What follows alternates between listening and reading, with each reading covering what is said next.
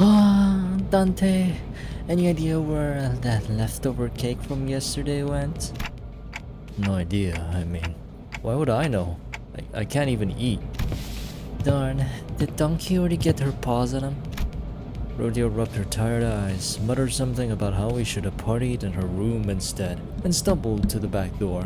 Where the hell are we? Shit, I actually forgot which corporation we are in. Is it M Corp? No. No, P Corp, yes. The New Year's came swiftly to the inhabitants of the bus after the various incidents at the LCE. What, did they play werewolf? Itinerants all came from different backgrounds and parts of the city, but annual celebration for New Year seems to be a thread that connected their cultures together. They began floating the idea of a New Year's party and... Excellent! Then permit me the honor of hosting this banquet. With her usual overdramatic boast, coupled with the familiar twinkle in her eyes, Don Quixote declared that there would indeed be a New Year's party, and thus it was decided. Again, after all the hell we went through with the back door and whatnot for the out-of-season Christmas celebration?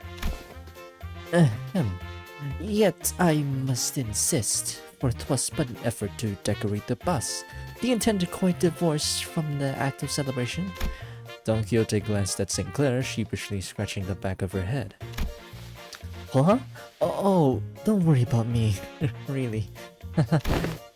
Well, 'tis true that mine actions have brought thee quite the distress, unintentionally, I might add. Thus I ask thee, wouldst thou not agree that a communal event to mark the occasion might freshen both our spirits and bodies? I can't even begin to imagine her amnesiac self even taking a moment to give a damn about how Sinclair might take it, but I guess with memory came tact. You know, it's our first New Year's together. It sure is an occasion for a celebration, huh? Gotta hear that bell go ding. To really mark the transition to a new year, right? Typically New Year's you gotta put out fireworks. Ah, it seems that we shall be welcoming the first light of the new year in company of one another. This is indeed a cause for celebration. A bowl of noodles before the last night of the year fades. Classic. Such bubbling enthusiasm for me warmeth mine own heart. Forsooth, the grandiosity of this banquet shall be one for the books. Fireworks most brilliant. Yes, that's what I'm talking about. Enough delicacies too. Charon, when's our next stop? Mephi will be running non-stop for 3 days at least. Only dum-dums stop on fast road. So she says. Virgilius muttered with his usual sardonic edge, one fist under his chin. For next year's celebration, the banquet shall be prepared ere the promised hour.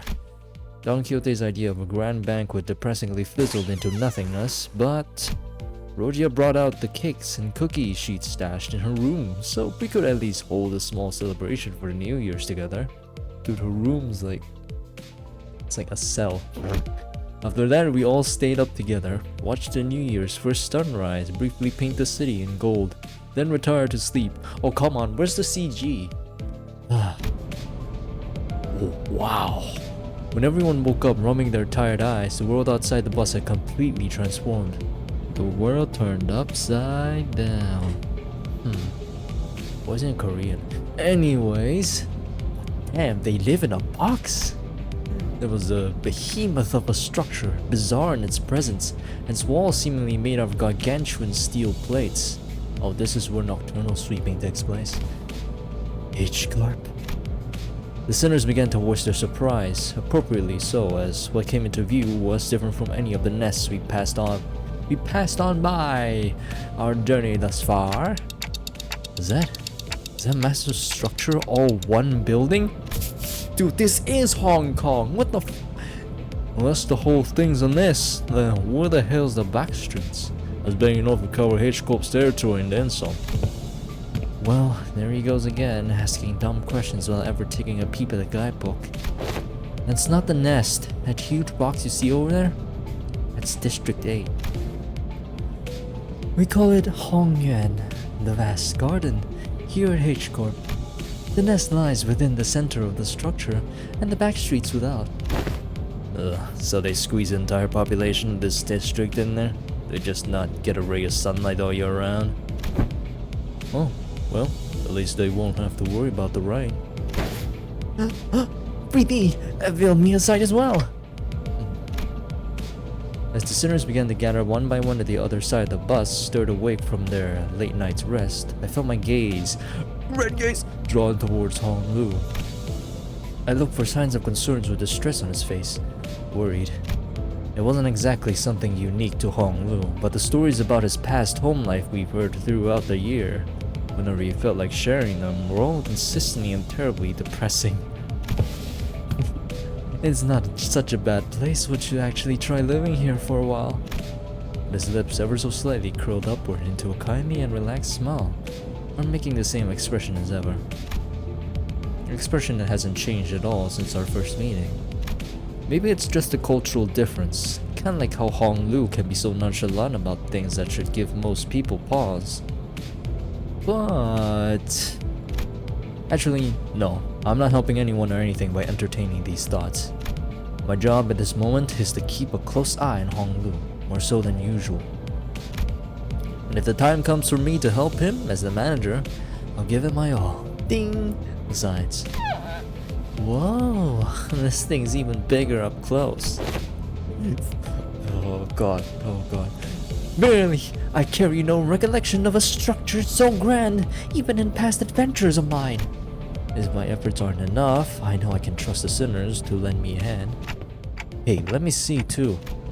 I collected my thoughts and approached the sinners who were flattened up against the glass window to get a good view. Once we left the bus. Oh man, can't believe we had to get off the bus here. You have to make a formal complaint against Heishou for this crap. What the hell were they thinking, doing shoddy construction work at the entrance of the highway that leads straight into the nest? Many causes there may be to such construction projects, yet perhaps an early warning sign or approach to the site would have been insensible. Were it not for young Charon's most valiant drifting, I shudder to even imagine the terrible possibilities. It would have been a most awful end to an adventure. I was so surprised that the sinners all had a piece of their mind to speak.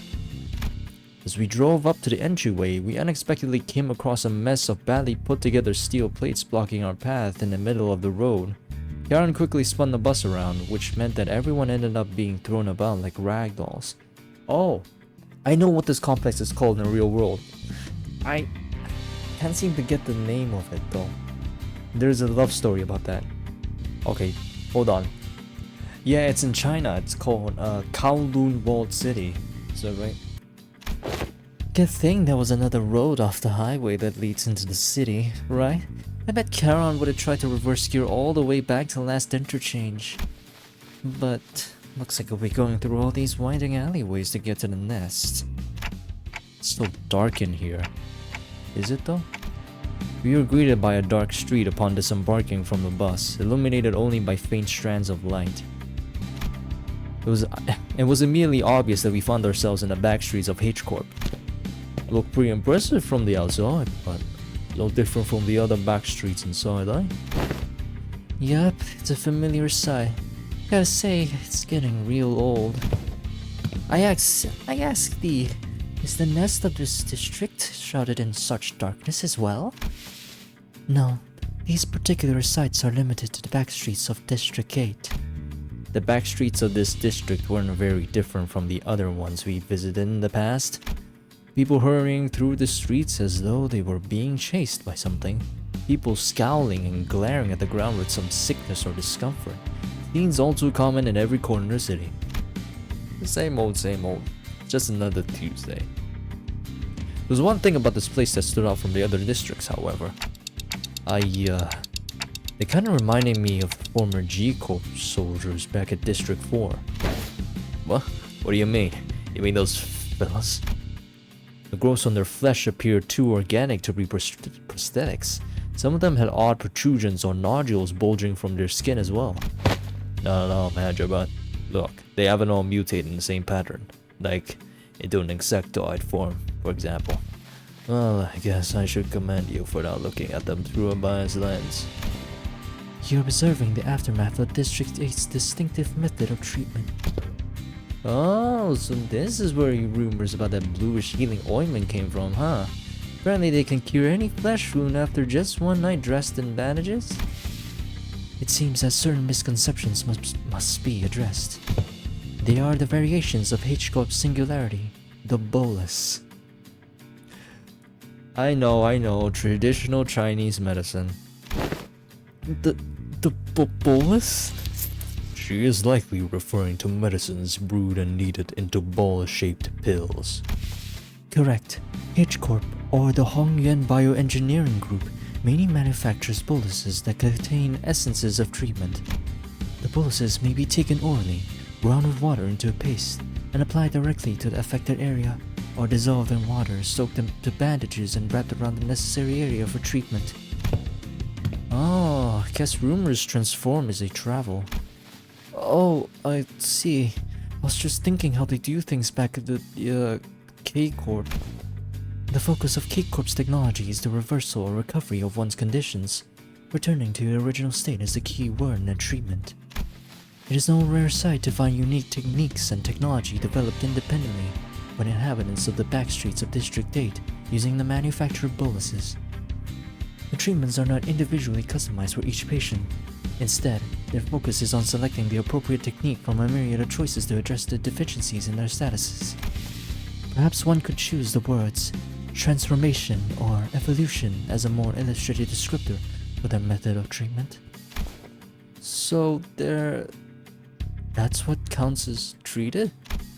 The crowd Sinclair was pointing at certainly appeared unhurt, as none of them were bleeding or walking with a limp, but many of them appeared dazed, staring blankly at nothing, or scratching absentmindedly at their mutated parts. Hey, you shouldn't scratch them. Ah, they must be the regulars. Unexpectedly we found our answer not from Faust, not from Mersault, but from Hong Lu. The regulars? Yes, I've heard of them as a child. People have grown too accustomed to visiting the clinics in search of their mystical treatments. The regulars might appear more intimidating than most people at first glance, but apparently all the side effects they've been stacking changes them in strange ways. It is highly likely that interoperation conflicts or issues will arise when applying highly disparate treatment methods to a single body. At least it's a cheaper alternative for people who didn't sign up for the life insurance. You speak of life insurance? Yes, life insurance. This is special insurance options to bring the client back to life upon the event of their death. Oh, it's I also forgot the name. It's what Pamela and Pamela used to recover their bodies. They originate from here? So the irony isn't lost on me. I thought resurrecting people was one of the head's taboos. The head does not consider the revival via life insurance to be a violation of their non-resurrection taboo. It is likely, on a technical level, this revival is actually categorized as brain resuscitation as opposed to full resurrection. Degradation of its functions considered, of course. Another fatal downside to this technology is that, unlike the mattress clock winding, the subjects cannot be brought back if their brain is destroyed. Also, there is a risk of significant losses in the process of information transference. Losses, huh? So maybe some of their mutations could be more than just the side effects of these treatments. Maybe. But I heard it takes more than 1 or 2 revivals to change that much. And since apparently people in the back streets could never even dream of paying consistent insurance renewal rates, so after all, who would sign up for insurance if using its services could reduce them to such pitiful states? Who the hell are you? You they appear pathetic and pitifully rich bastards, don't they? You'll soon be in the same boat as them, so save some pity for yourself. Identify yourself. The stranger's voice cut through our discussion like a foreign instrument. We turned around to find a large group of people who were clearly up to no good. You must be the young master of that high and mighty Jia family, eh? I can tell just by looking at your pretty face. Your friends, Honglu? No. I haven't had much chance to get acquainted with people from backstreams, so... Nope, I've never met them before. Of course you haven't. Too busy living large, playing gods in a whole different world from us plebs, huh? Not that it matters, we're just here to take the thing you brought here for submission to the family hierarch evaluation. The what evaluation? Okay, there's clearly been a misunderstanding. There's quite a lot of them. We're not off to a great start here. Man. Actually, no. Maybe a violation of our office's core values to jump them like we're some common thugs. I, Shan-san, third son of the Triax office, challenge Jia Baoyu of the Jia family to a duel. Our wager will be that the winner can take anything they want from the loser. The Triax office. The Axe gang. Wait, what do you mean a duel?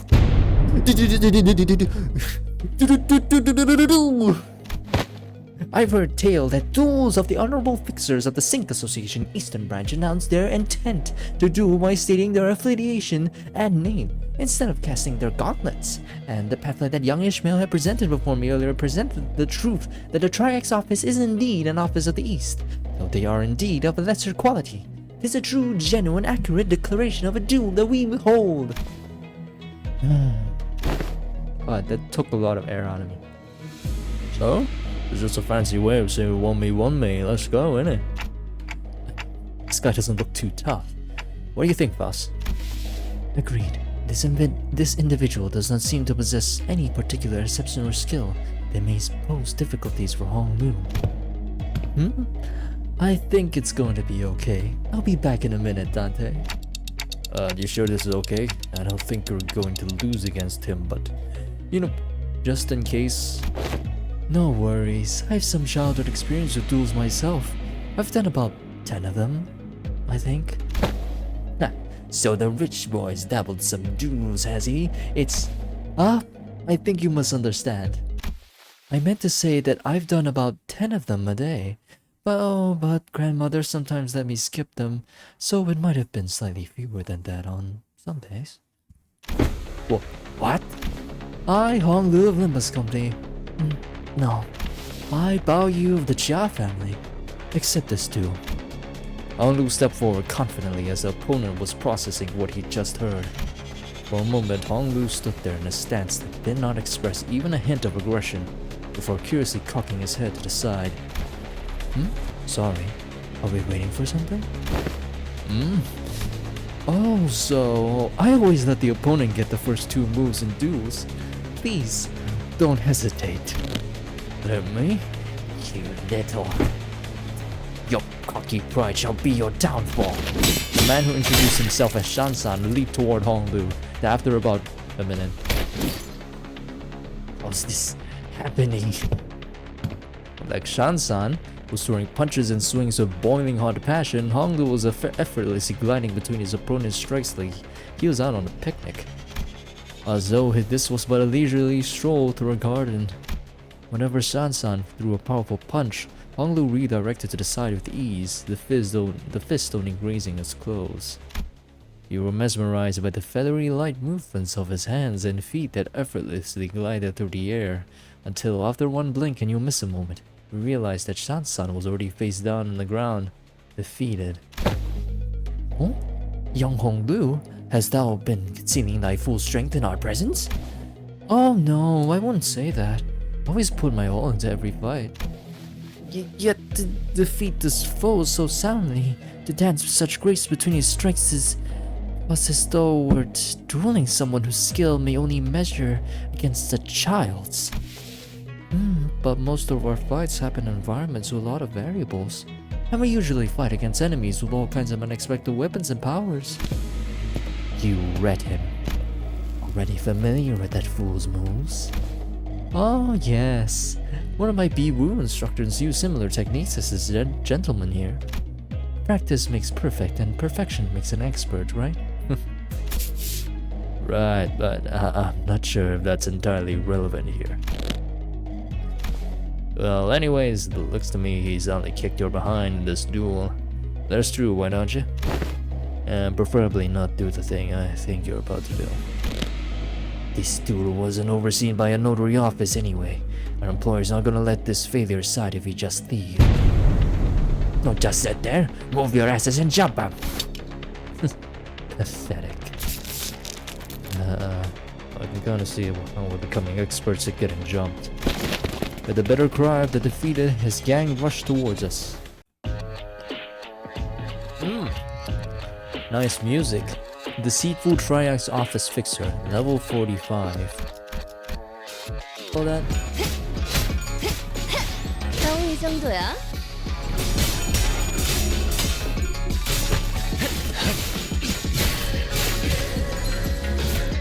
안 되면 어쩔 수 없지만요. Uh-oh.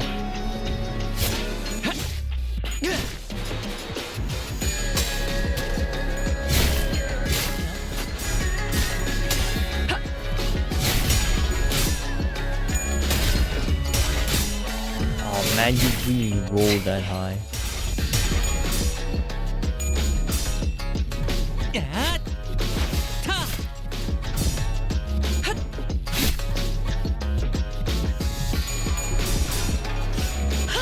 젖은 낙엽하오 폭의 거울은 깨졌어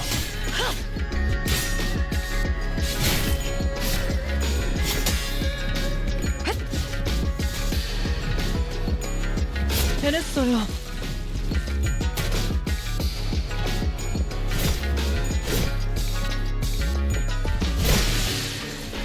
해냈어요.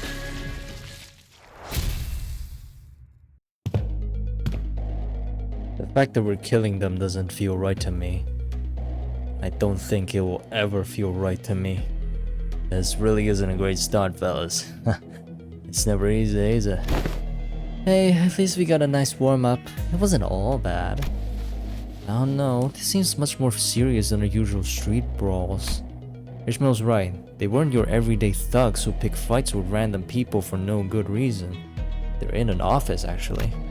They were contracted by someone to specifically target and eliminate Hong Lu. And given how open they were about their intent, calling it a contract, it doesn't seem like whoever gave the contract was exactly going for subtlety. Then maybe this is what Jiashi Chun was talking about way back then when she mentioned surviving his heirs. Whoever's behind this must have had a bone to pick with Hong Lu. Indeed, it seems that we must expect more skirmishes like this going onward. Alas, was this trial not readily overcome? Not the point. Think on it a little more. Seems like they're assuming that Hong Lu's brought something here in order to participate in that family hierarchy evaluation. Then there's no reason to assume that we've seen the last of them. They're going to try again to take out the competition. Let me guess, they were contracted by another Jia family member. Highly accurate assessment of the situation by the executive manager. I expected no less from someone of your genius. Going for the classics of brown-nosing today, Otis. Since when was it brown-nosing to compliment a job well done? Do you not expect... This inane conversation is most riveting, but I would prefer some silence while we wait. It seems that the company foresaw such difficulties. They sent you a support team to help handle this issue. We heard voices coming from behind us. Wherever Julius pointed. Why, you guys still haven't learned how to stick to the plan, have you? It really threw me off when I was told to meet you in some backstreets location, away from our agreed rendezvous point. A familiar voice, a voice we could not forget. Effie... actually saw the fuck. Been a while, everyone. Hi, I'm here too. We turned around to follow where the voice was coming from and recognized the two people we've been hoping to see again. Sada! And hey, pilot, right? You're... What's wrong? It's like you've all looking at a ghost. Pilot, didn't you tell me that you shared my news with them last time? I did? I sure did, ma'am. Oh yeah, he did. Sinners each recovered from their initial shock of seeing them again. And it's been like 2 cantos since then. It's like 2 months. It's like 3 months apart, and soon their faces began to bloom relieved smiles. Well, good to see that things haven't changed much around here. Soda, we're so glad to see you're okay. Tech talk to you too. Good to see your gears are turning just fine. Soda smiled with a familiar grin. She did not seem to have changed much since the last time we met, save for a few minor differences. Her outfit and her badge, for example. Last I recall, you were promoted, yes? Allow me to congratulate you. Yeah. Or the hints of melancholy hanging from her smile and flickering in her eyes.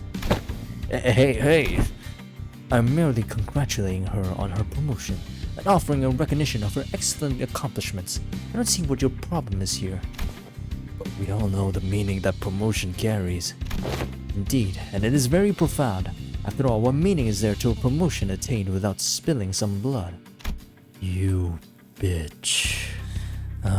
You're a real piece of work. Let me ask you something then. If everyone behaves like you do around her, tiptoeing around the facts, keeping it hush-hush about what happened, where's she going to get the bare minimum of the recognition and the consolation she deserves? Don't think it's any consolation if she was just the last one standing.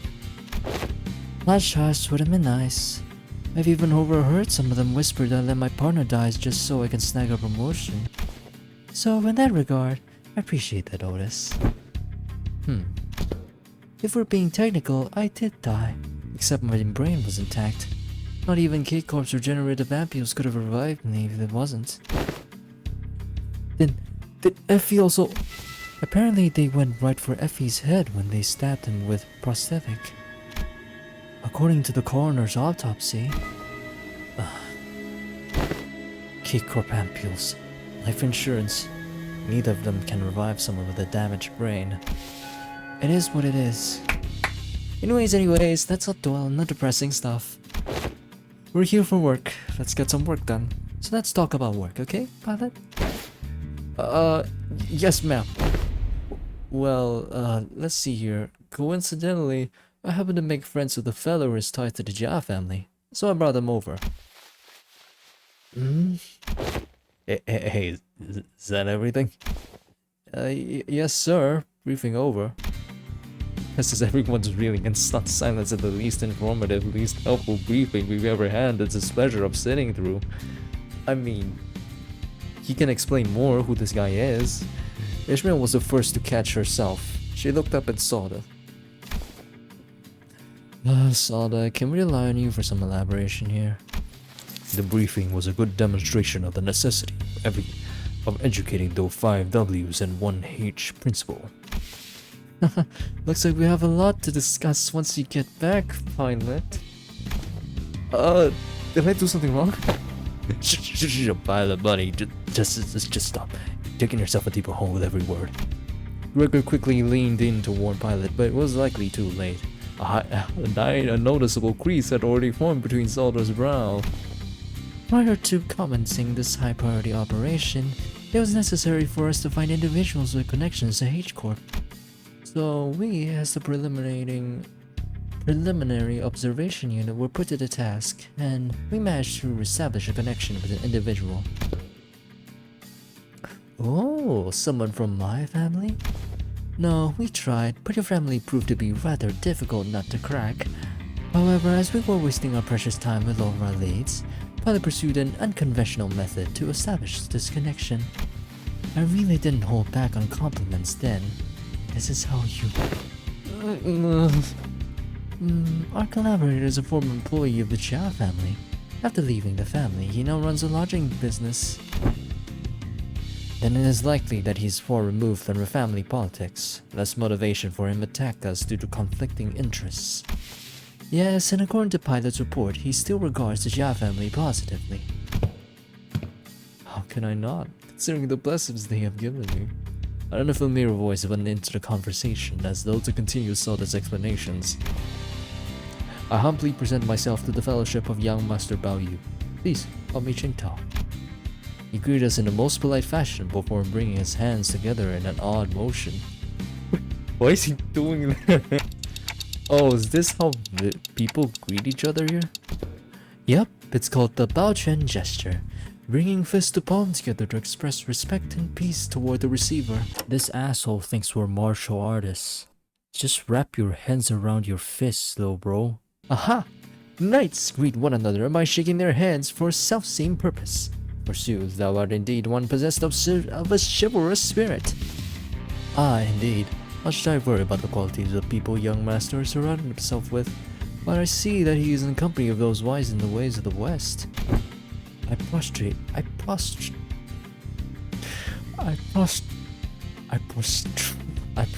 myself before the vast breadth of your knowledge. What grand generosity it is to open ajar the waterways of wisdom to quench my barren lands. Something feels familiar about this. Nah, she's been getting less and less verbose with bootlicking these days. Not like this guy for sure. That's true, he's kinda like... How should I put this a bit much? What are you guys talking about? Communicating only by the sound of a ticking clock. This is something I already known ahead of time, yet... What a most curious exchange to behold in person. Brief this journey may be, yet I shall find myself thoroughly entertained in its entirety. Oh, maybe it's the subtle sprinkle of disrespect that reminds you of the usual flavor.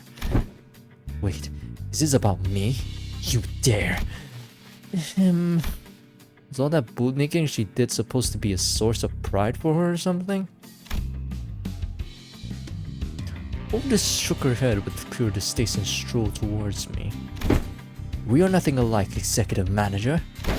Never have I once said such empty flattery in your presence, filled with nothing but hot air and such superlatives. I'll leave the guidance of these back streets to him. Well, looks like this is where... Sada falls silent, her eyes lingering over Julius as stood somewhat apart from the rest of us. So I finally get to meet the Red Gaze in the flesh. I've been looking forward to this day for a long time. Effie would have loved to be here.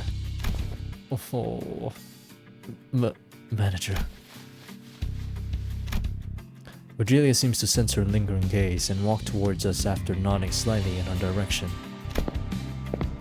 Manager Sada, let's not make this any longer than it has to be. I'm not happy to be helping you with your businesses. I'd rather put this behind me as soon as possible. Oh, please. It's our historic first collaborative operation, isn't it? Couldn't you spare a little more time with us? The guide buds actually doing something? That guy? Yes, unfortunately, LCC has our own business to take care of today, so I won't be accompanying the LCB this time. The Red Gaze will be helping us out to get it done. Taking my feet there. Vroom vroom. Maybe it's not that unfortunate now that I think about it. I feel like every mission with the LCB's always been uphill battle to get anything done. Well, you see, back then we were... just messing with you. I'm sure we have another chance to work together again. Boss, we don't got much time.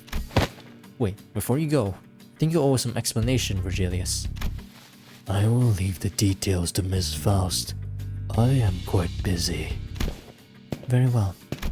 Virgilius turned around and left toward Mephistopheles with an oddly disgruntled expression.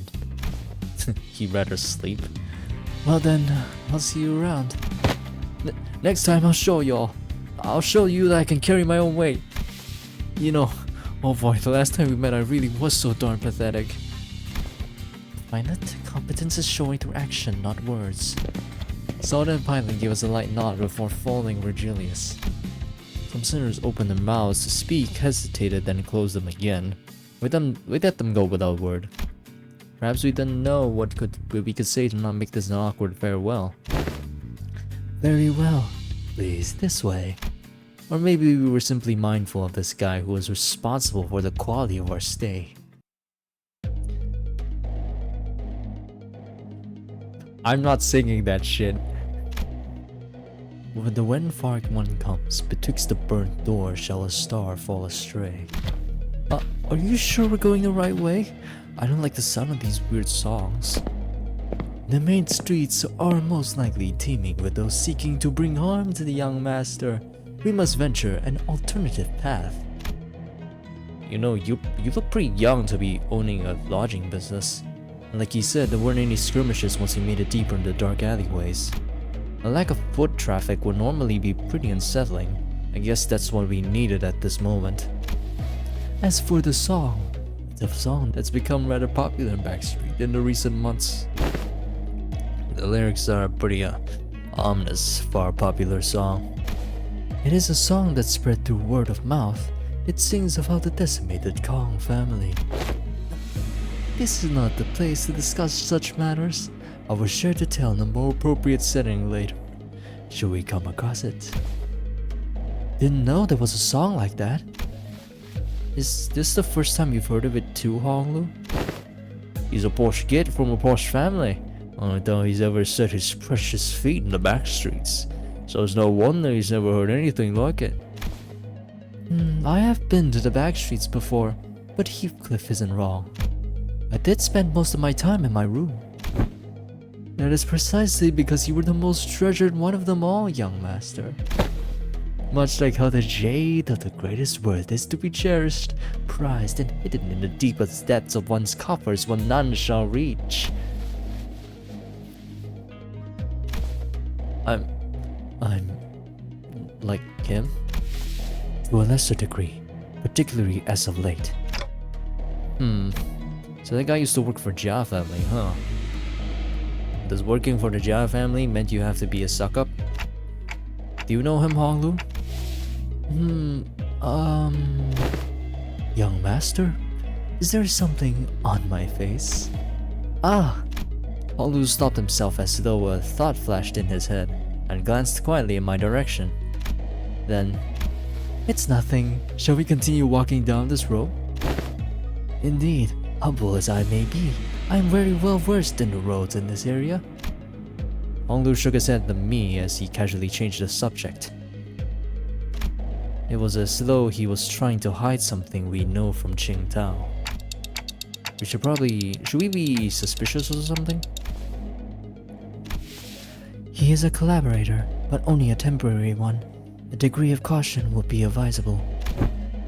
Given Pilot's clear inexperience and naivete, we would do well to remain suspicious of this character.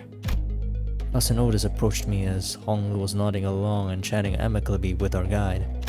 Well, looking back at our journey so far, I think we learned our lesson about blindly trusting every collaborator we come across. With this growing mistrust in mind, I slowly made my distance from the guide before asking Faust a burning question. So what was that back there with Virgilius? Something about him going off to help them out? The consequences of his actions at Wuthering Heights. Oh. His actions were a violation of one of the more important items in his contract within the company. He is simply taking responsibility for the breach of contract. I think back to the incident at the manor. It feels like such a long time ago now. Well, that's kind of a bummer. He really helped us out of a pickle. What? That's what they're dragging him away for? Is there a problem, honored guest? It's nothing at all. No problemo, right, Roshu? You idiot.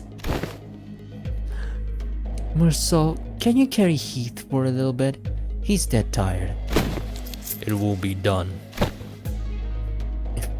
Heathcliff punched in the gut by the hilt of Rose's sword fell forward right onto Marceau's welcoming shoulder. Rhodia? You know the kind of person I hate the most? The kind of dull people who can't read the room. Would you feel the same way, Dante? Yup. I nodded enthusiastically as something seemed to imply that she wasn't really asking me a question. I don't think she was about to punch my lights out, but Rodian and Ryoshu judged correctly this time. Classified company information must not be discussed in the presence of an outsider. Reminds me of the time he got knocked out cold for a while because he kept asking questions without raising his hands. This guy just doesn't learn, huh? You successfully preserved the secrecy of classified information without spilling blood. I applaud this policy. I did good, didn't I? I'm just not a fan of how they're treating Heathcliff like dirt now. If it is no problemo, as you say, then that is well indeed. Yet I worry that it appears that the problem has found us anyway. I stopped and looked around, realizing that we were surrounded by a group of people wielding various weapons in their hands. What happened to finding us a safer path? It is likely that my guidance has indeed given us a much safer path away from the more obvious skirmishes. However, to my greatest regret, it appears that the more observant of our enemies have tracked us here. Damn it, what are you even here for? Isn't it your job to prevent this exact scenario? Let's leave the finger pointing for later. Gonna have to take them all down. They must not be allowed to disseminate our current location. Exactly. Were you sinking off to, Mr. Qingtao? I must regrettably and humbly say that my talents in war are terribly lacking, so I intend to become scarce for a moment. Yet I've the utmost faith in the strength of our young master and the honored guest in overcoming this adversity. So... Qingtao was already standing so far away from the front lines that he was practically hiding behind me. Faust, anything you can tell us about these enemies? Yeah, he's either going to be helpful, really helpful in this Intervallo, or he's going to be a traitor. No, but a consultation with the Gesellschaft is necessary if we are to determine whether negotiating with them is an option. They're coming. Marceau, we keep Cliff up and set him down. It will be done. And who are these guys? Tough looking stranger. Cleave, leg wound, wild swipe, bleed, bleed, bleed.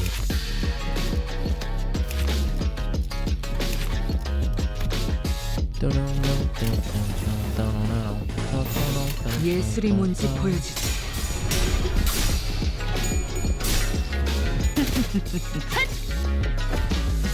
기다려, 아직 안 끝났어.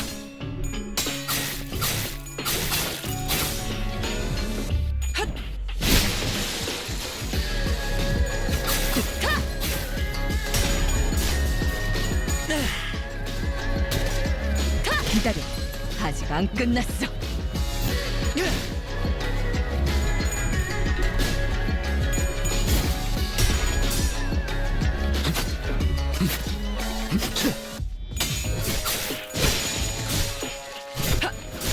늘 새롭다니까요.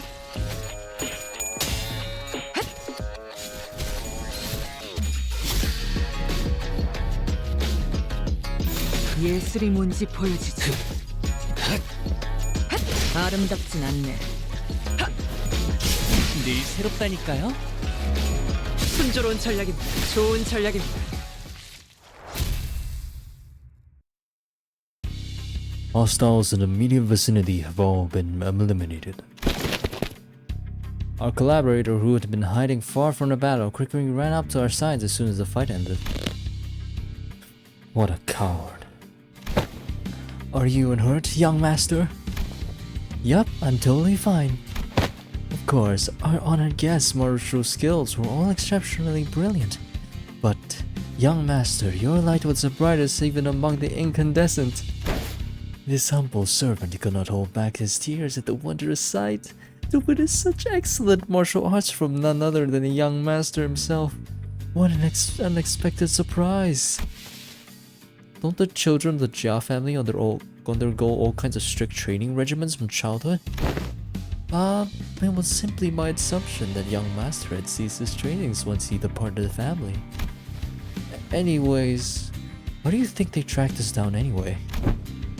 About that, it appears that we weren't exactly tracked down.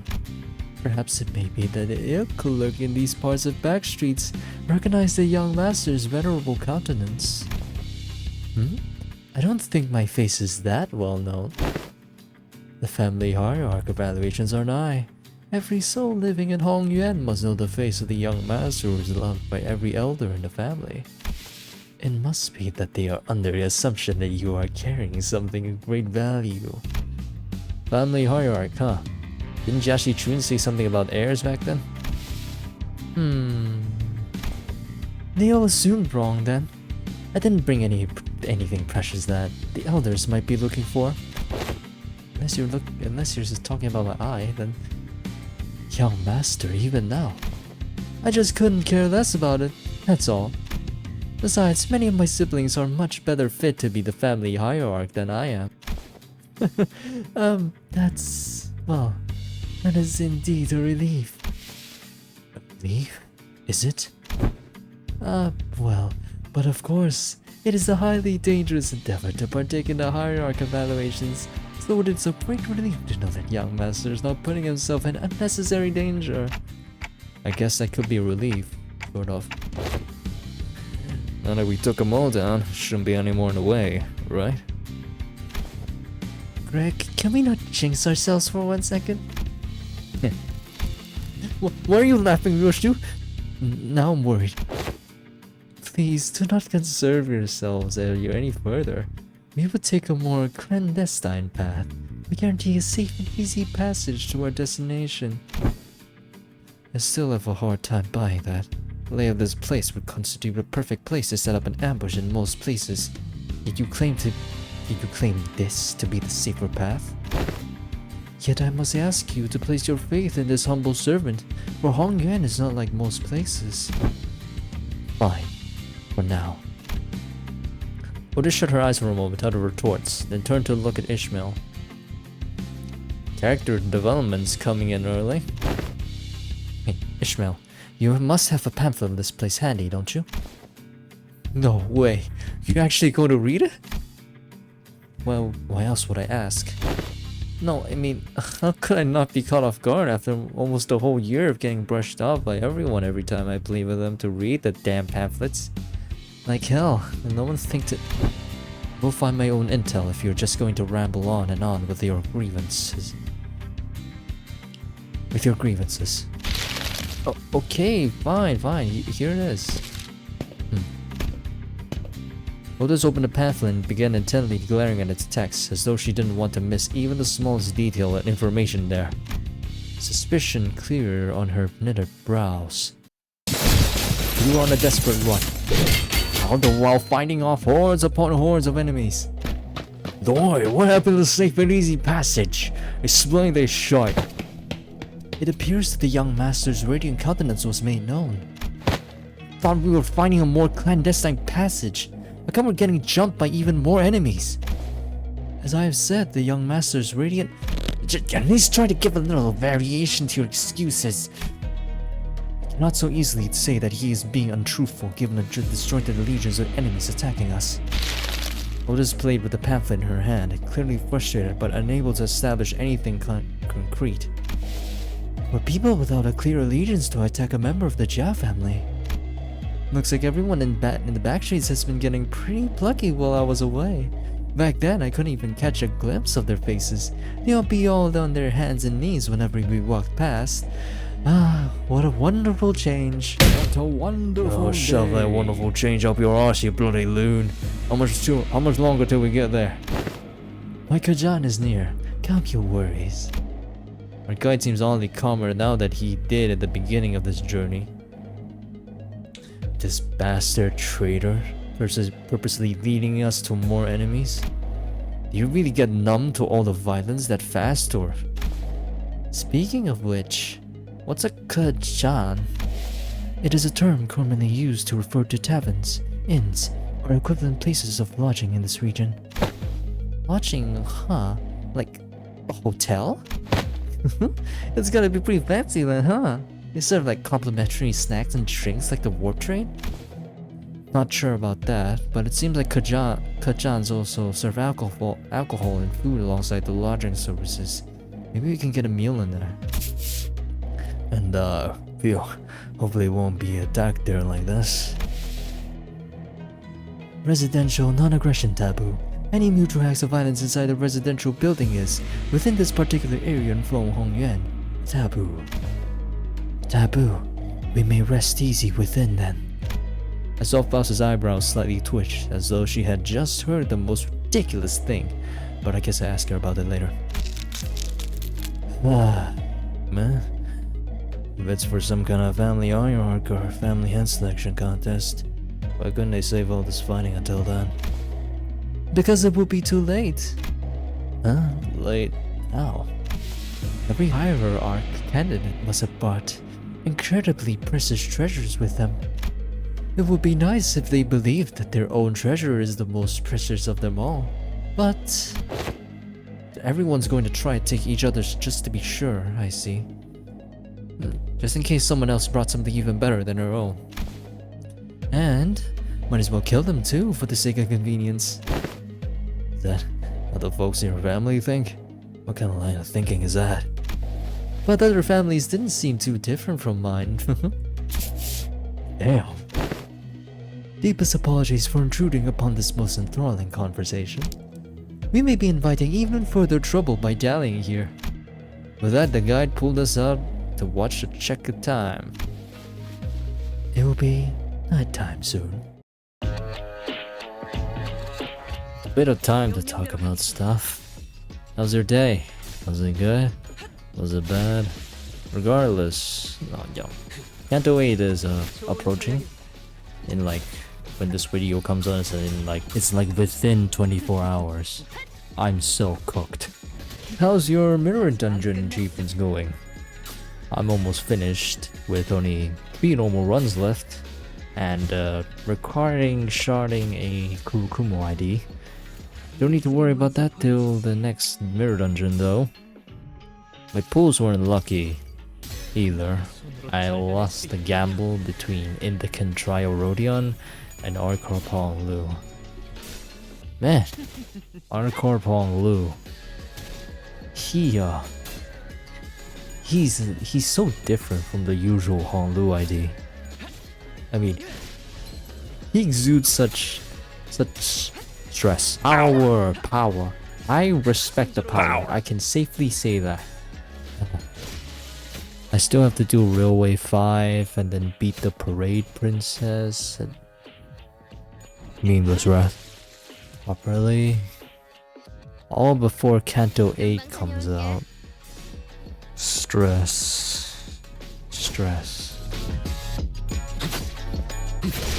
고개 거울은 깨졌어. 해냈어요.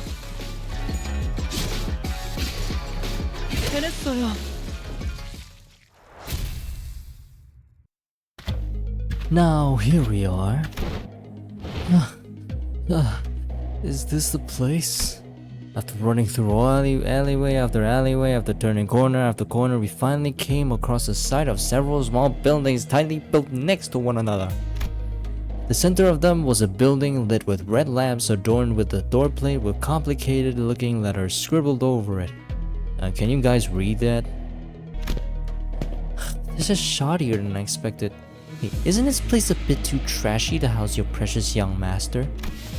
That is not our building. Please look this way to see what our honored guests will be staying for the night. I knew it! I heard so much from Hong Lu about this splendor. All that... Huh? Followed Ching Tao's finger and arrived at a small warehouse of sorts. Its exterior painted in black. That looks smaller than even Mephistopheles.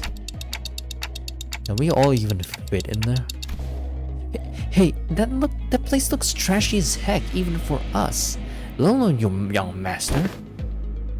This is the nearest Kezhan we could offer to stay in, at least among the ones I manage. Yet its location in backstreets heavily limits the level of decency you can afford. My deepest and sincerest apologies, young master. Don't worry, we can always sleep in decent places. It looks just fine for an overnight stay to me. Are you nuts? Can that thing even fit all of us in there? Much do I wish to guide the honored guests to their family mansion in the central zone. However, the time... the sweeping wave. Doesn't that start at 3:13 in the morning? I feel like we've got plenty of time to get there. Exactly. Don't we have more than enough time to get to the family mansion? According to the H-Corp travel guide, the central area is only like an hour away from here. Has the honored guest traveled to District 8 before? Well, no. This is the first time here. This is my first time here, but... And one must ask how the honored guest could claim to have the full understanding of a place merely by flipping through a book, when she hasn't had to contend with it in person. Innumerable, unpredictable changes are witnessed in this teeming jungle of buildings. The ever-shifting structures, the constantly changing paths, ambushes from foolish yet vicious syndicates, or even offices of the backstreet zone. We are beset by danger from all sides. Such bold, flippant approach to predicting the phenomena of this place is to court death. Even though toddler must know that. I'm getting sick of this guy. Can we kill him already? One fails to disguise his utter sorrow at the inadequacy of her wisdom. Is it just me, or are we all thinking back to Ishmael back at the Great Lake? Zip it, Dante. But if the guidebook lists a path, is it not simply that it is technically possible to reach there in time? Otis suddenly took a step forward. Ah ha ha! In her hand was the H-Core travel pamphlet that Ishmael was talking about. I have faith that if our executive manager will lead us in your directional challenge instead, they would be able to lead us to our destination before night falls. Me? This does not appear to have been discussed beforehand. Very well, allow me to speak freely without frills. My responsibility is to bring the honored guests to the central zone and to ensure the young master's safety. It is indeed technically possible to reach the family mansion before the night in the back streets commences, technically. Yet, not even an iota of danger to young master shall be permitted. The mission that has been so graciously bestowed upon this humble servant is not to guide the young master with haste, but to guide him with utmost safety. We've been fighting a lot of people, while following you. What the hell do you mean not even an iota of danger to the master must be permitted? Oh. It is said that those engaging in strategies and plans must remain wary of losing sight of their purpose, and stubbornly forge on toward the family mansion in lieu of necessary intel to see when these mobs of assailants would end is to wrongly prioritize the journey over to destination. Oh, you. Wonderful, truly impressive. You have all the qualities of someone I would trust my life with devising a stratagem. This is the most fitting attitude for those who genuinely wish for the best of those they serve. He's acting it up. She's acting it up. Really? You're just gonna start going along with him all of a sudden? I've misunderstood your intentions, truly. They sparked my ire by comparing some of your choice words with my very own. Yet now my eyes have been opened to the honest loyalty that lies within your heart. This humble servant did not imagine in his wildest dreams that there would be someone who understands the fathoms of his loyalty. It seems that young masters suddenly gain an eye for allies and fellowships. This is a cause for much relief in my heart. Listen to him. This one knows how to jest. They're basically best buds now, huh? I may have lost my cool for a moment there. Anyway, this man speaks true. It is highly unlikely that we will be exposed to attacks of similar nature were we to continue moving at this time. She's just fully on his side now, isn't she? That's when I realized that she was looking in my direction. The exaggerated smile had all but completely faded from her face, replaced with an odd but dead serious expression. Her gaze was locked. She nodded. She must be... she's just playing along. Completely turned around by that guy. Is this her way of saying so long? I'm gonna quit and go work with this guy now? Thanks for everything? As for this hotel, it's still much better than sleeping in outdoor tent barracks.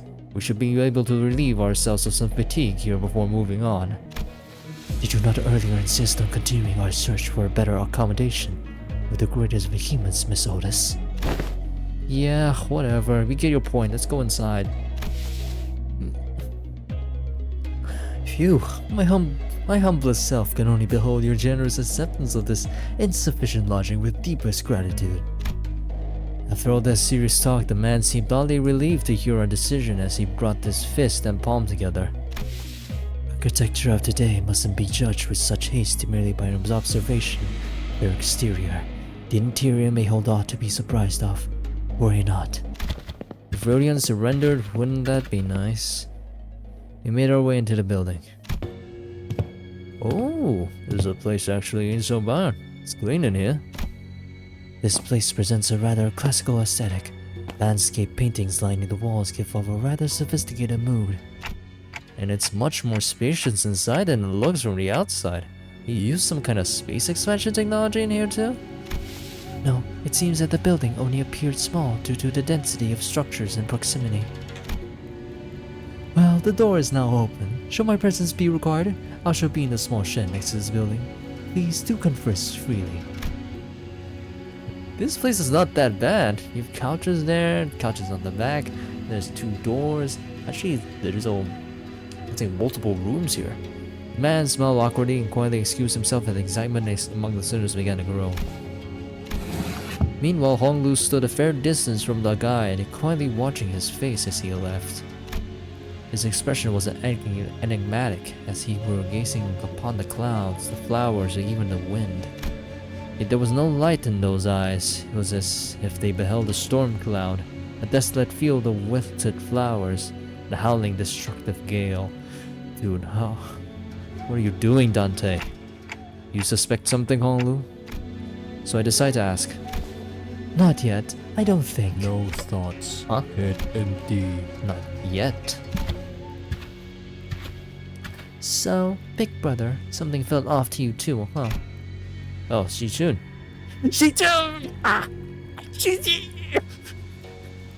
Wow, Shi-chun, it's you, and so soon too. Yeah, I told you I had a feeling we'd be seeing each other again very soon. You've been well, young master. I'm so glad to see that you're doing well, Mr. Wei. Oh wait, don't tell me you're staying here too, Shi-chun. Turns out Wei was actually fine. I thought he'd be dead after facing those hundreds and those waves of blood fiends.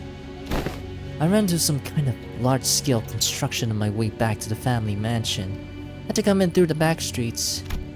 So we weren't the only ones troubled by that random construction site. Ooh! Hail to thee! Confident look on Shi-chun's face was immediately replaced by that of alarm. Did she lose her memories again? Is she with you? No, Don Quixote's the same as always. But he looks like such an airhead. Young Shi-chun? Well, wouldst thou accompany me to the lounge but a moment so that we may share a moment of catching up? Catching up? Oh, wait. No, what are you talking about catching up? She's supposed to be with me. Oh, yeah. Actually, let's do that.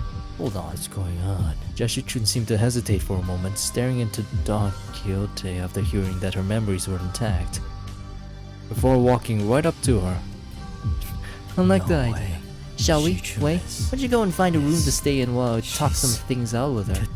Yes. What? You want to do some catching up, right? Manager is fired! Loss of critical personnel may be a cause for disciplinary action, Dante. Oh, I don't think there's anything wrong with making friends, though. she just wanted revenge. Looks like Shi-chun really likes Don Quixote if she's comfortable enough to tease her like that. It's not Don Quixote she likes. She obviously just wants Don Quixote's power she saw back then. My lady, this is hardly the appropriate place for... Fine, I'll try again later. Go get some sleep. I'm heading in too. Shi-chun sighed with a bit of disappointment before heading into the lobby. Well, let's all head inside now. So I and the rest of the sinners followed her into the lodging.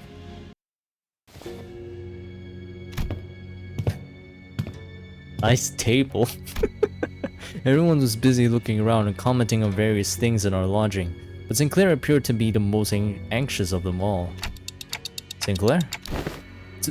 Something in here stands out. Like, imagine an ideal picture. Did you call? Ideal, you motherfucker! You mother... Aw, I missed that joke he sang. It's not what it was... I'm not... Anyway, am I the only one who feels like something stands out like a sore thumb from the whole picture? Oh yeah, glad you brought it up. I didn't say anything because I thought it was just me. Yeah. So what's so off about this place? Isn't it obvious? Where'd all the complimentary snacks go? It's that weird mystery table in the center's room.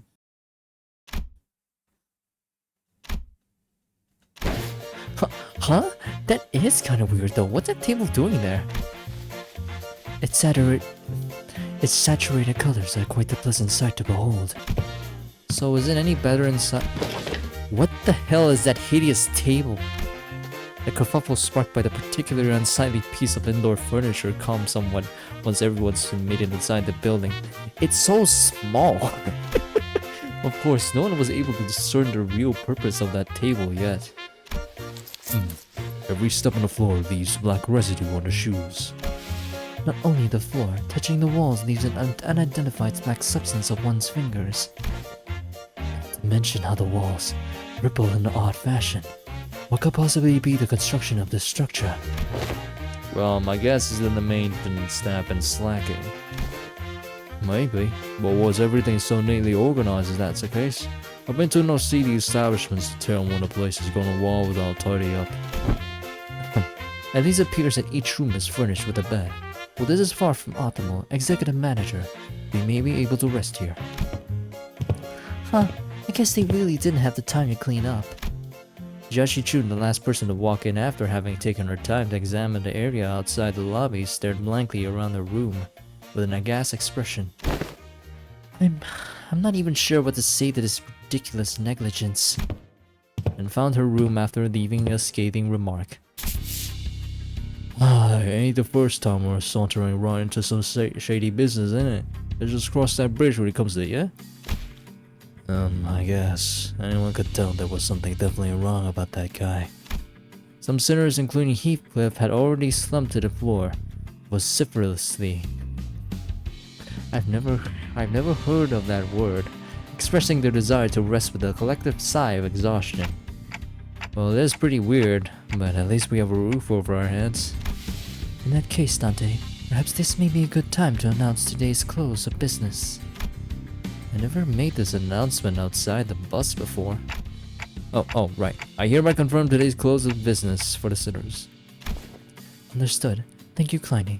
Starting now, you all will be given a maximum of 12 hours to partake in sleep and rest. Duration is subject to change. Have a good night. As soon as she finished, the sinners each began to relax in their own way, some stumbling into the rooms while others lingered to speculate over the bizarre table at the center of the room. No one's gonna approach it. It's basically just... Ain't that snacks? Snacks and tea? Save for Otis, that is. Got something to say, Otis? Yes, Executive Manager. It's about our guide, Ching Tao. Oh, your new best friend from earlier. Seemed like you guys were getting along pretty well. What? That is simply untrue. Did you not see the signal I gave you earlier? Her dead face expression. That's the thing. Oh, you mean when you nodded slightly in my direction? Indeed, that individual has an informational advantage over us when it comes to this locale. Regardless of how sound the accusations we come up with were, he will have been able to explain them away using his familiarity with the region. I thought as a party with an informational disadvantage, it'd be wise to feign camaraderie and friendship with that individual and go along with their plans while trying to dig out as much as possible. As much intel as possible. I seriously thought that suspicious guy totally won you over. Executive Manager, I've been in this business for many years. Could you even imagine that I would be fooled by an amateur spy who's so overtly It's nothing. Otis' disappointment was palpable. She stopped herself as though she remembered that there were more important matters at hand. While it is uncertain as to how long that individual will be accompanying us, it would be reasonable to speculate that he approached the LCCB with the explicit purpose of eliminating Hong Lu, Jia Bao Yu. At present, the fact that it was a pilot, that inexperienced greenhorn who somehow conveniently came across his connection, is another evidence supporting this suspicion. That's also true. Faust also has information to share. Faust joined the conversation after listening to us discuss for some time. A review of every known taboo has failed to identify one he called residential non-aggression taboo that universally prohibits acts of violence within residential areas. Then that also has to be... It is too early to come to conclusions regarding that matter. It appears that this area, Huangyuan, has taboos that change depending on your location within its territory. However, considering every other circumstantial evidence, we can come to the conclusion that he was most likely lying to us. Your assessment cannot be denied. In that case, we must already be deep within the enemy's machinations. Since stream of random assailants we've faced earlier was also most likely also part of the plan. It may very well be that this building itself is also a trap. Yet we lack the intelligence about this particular back streets to be certain. However, we do have one minor advantage. It seems that they have severely underestimated our capabilities given the low caliber of their assailants they decided to send after us. One thing we can capitalize on is that mutual lack of intel. Keep our guard up, remain alert. We should be able to navigate our way out of this trap, Executive Manager. I get it. Sorry about the misunderstanding. Honestly, I didn't know who or what to trust.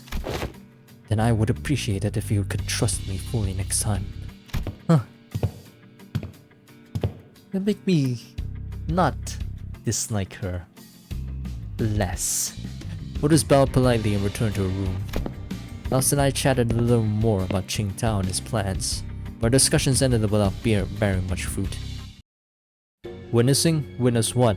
Surrendering? Surrendering what? I realized that Hong Lu was missing as I was spending time chatting with the sinners. I didn't notice him going into his room. So I walked to the exit, about to look for Hong Lu outside, and ran to Jiaxi Chun and Wei, who decided to stay in the room close to the door. It's getting late. Where are you going alone without a guard? I was just looking for Hong Lu. Fuck. Right. I can't understand what you're saying. Oh, right.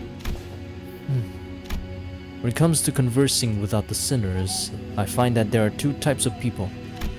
The first type usually say whatever is on their mind without pausing or carrying on to my reply. Given that this type of person is actually looking to communicate with me, that simplifies things a little on my end. However, it's oddly insulting as it seems as though they don't recognize me as human, but rather a clock on a wall. And the other type is the one that reads me so well that they might as well be able to hear what I'm saying. Virgilius falls into the latter category.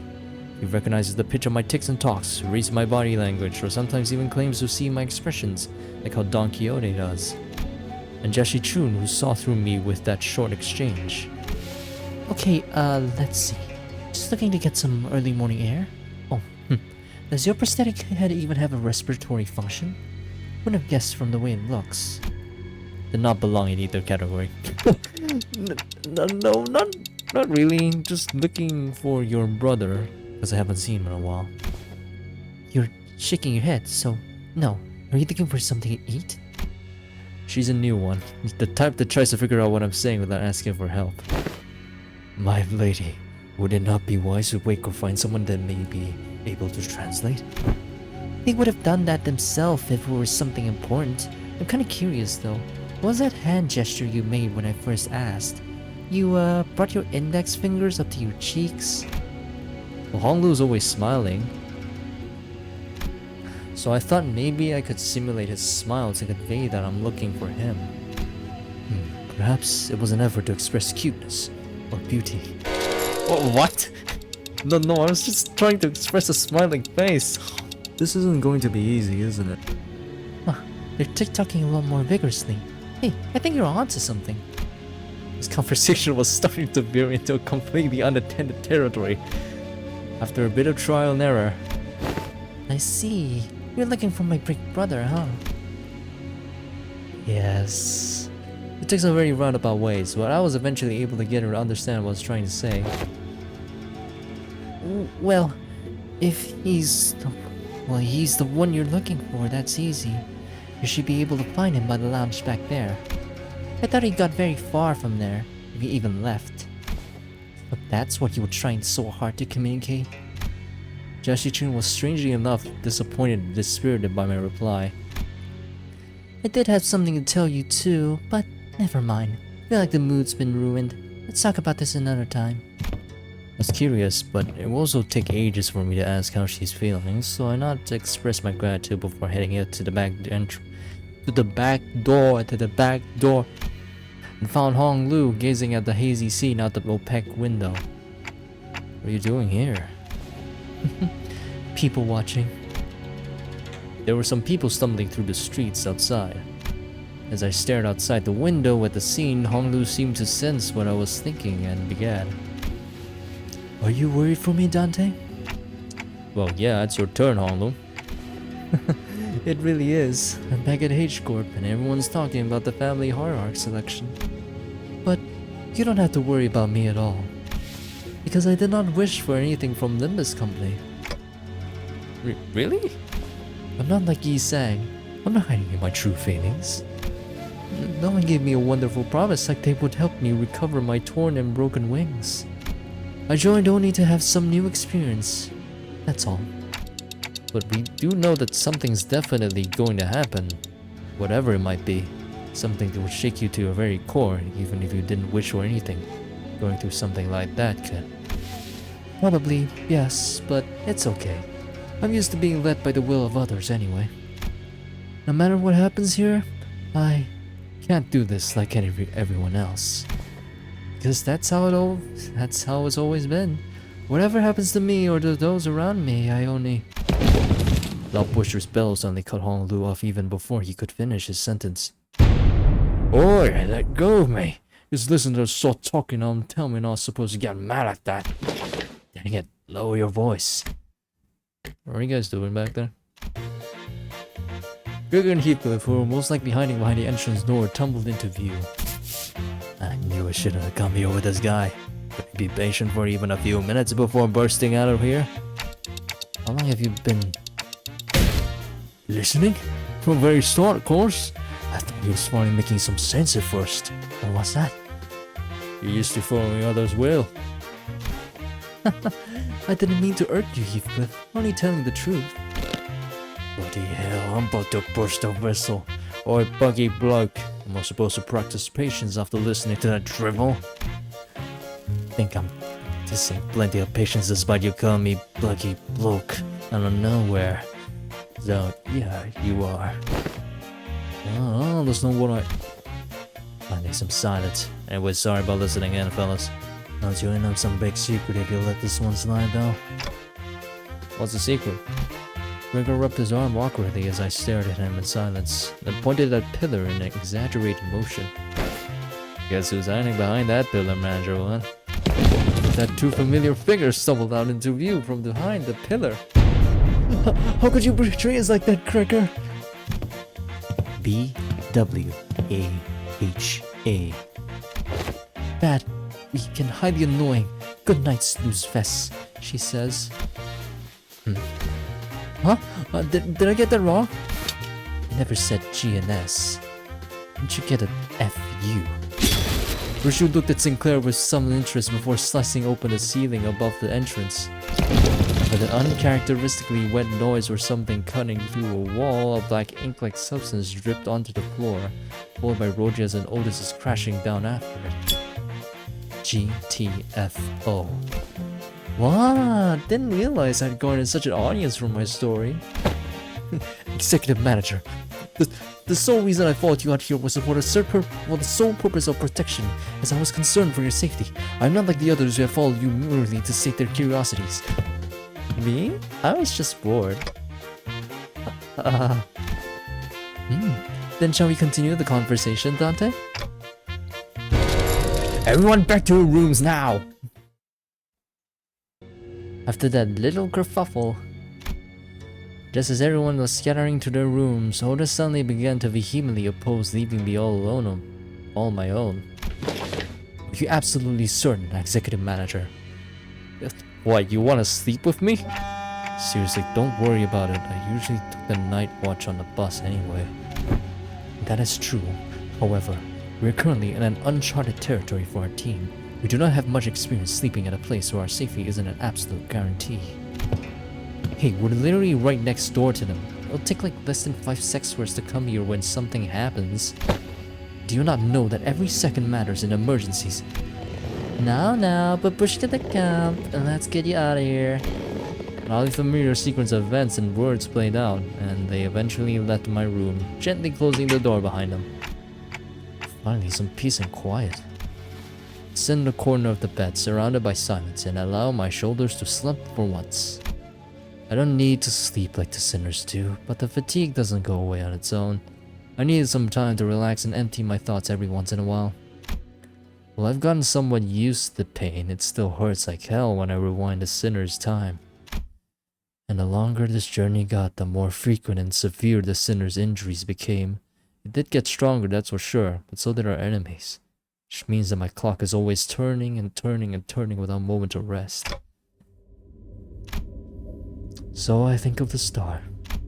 Before the great gate, which I face every revival, I witness its intricate engravings and feel its silent vibrations. Sure you do. Even after a whole year, I'm still no closer to understanding what they were supposed to represent. But by emptying my thoughts and just taking in the sights, I find myself calming down.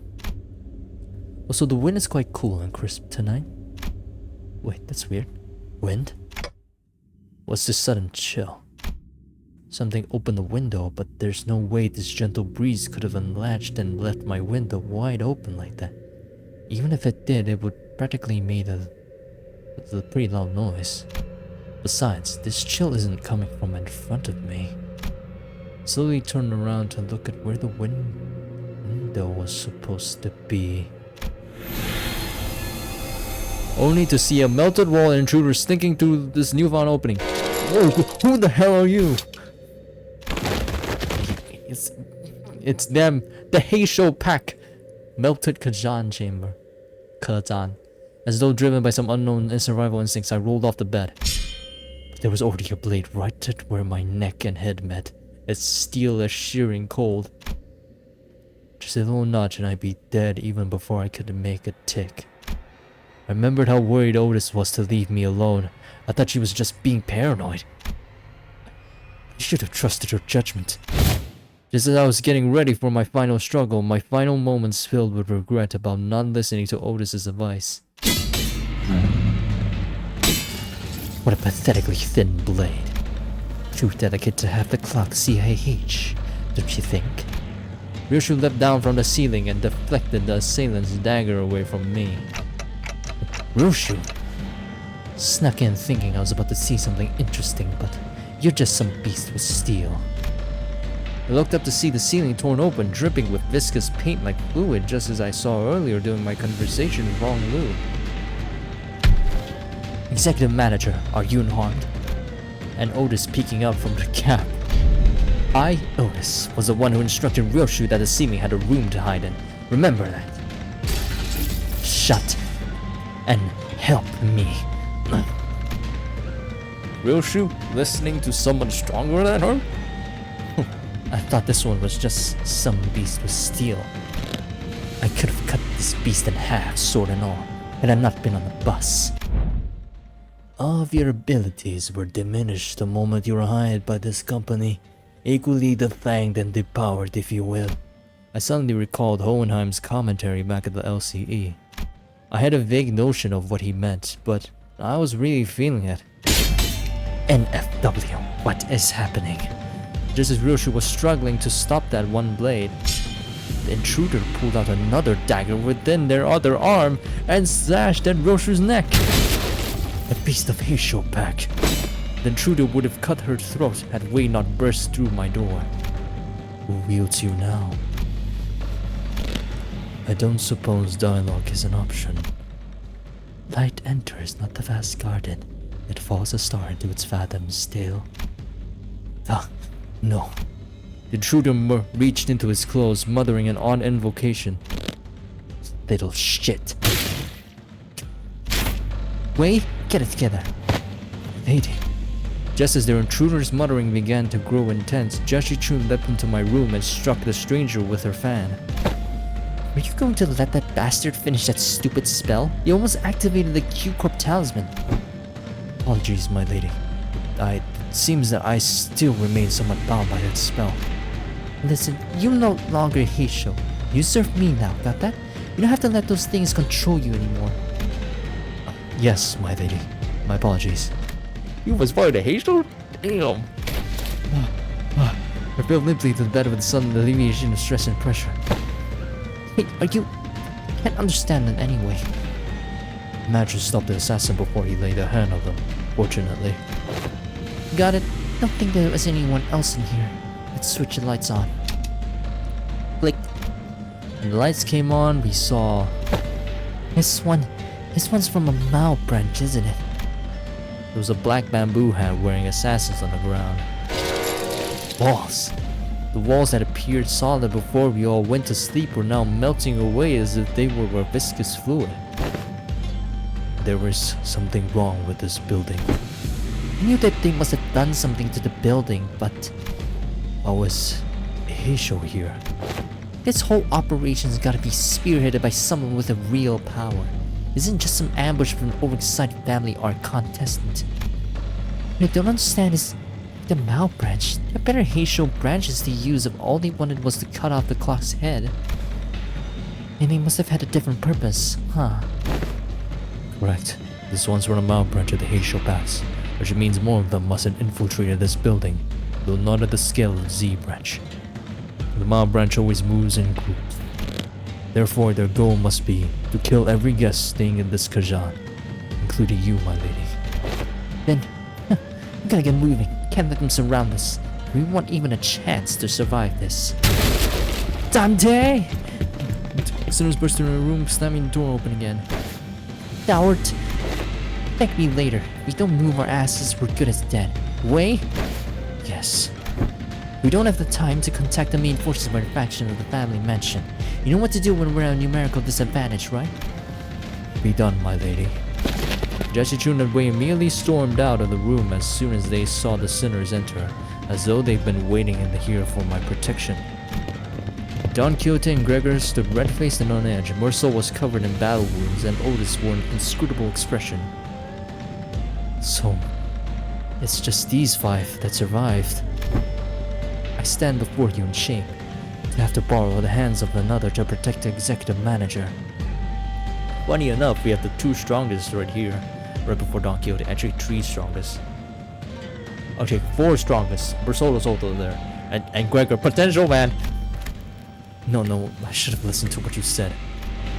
Extrapolating from the pattern by which the walls have disintegrated, it is likely that they utilized the identical means of infiltration for each sinner. Oh, right. Were you attacked by bamboo-hatted assailants too? Their ranks numbered many, Manager Squire. Yet for how many of them there were, they were unsettlingly silent. Rarely, we were almost... Not almost.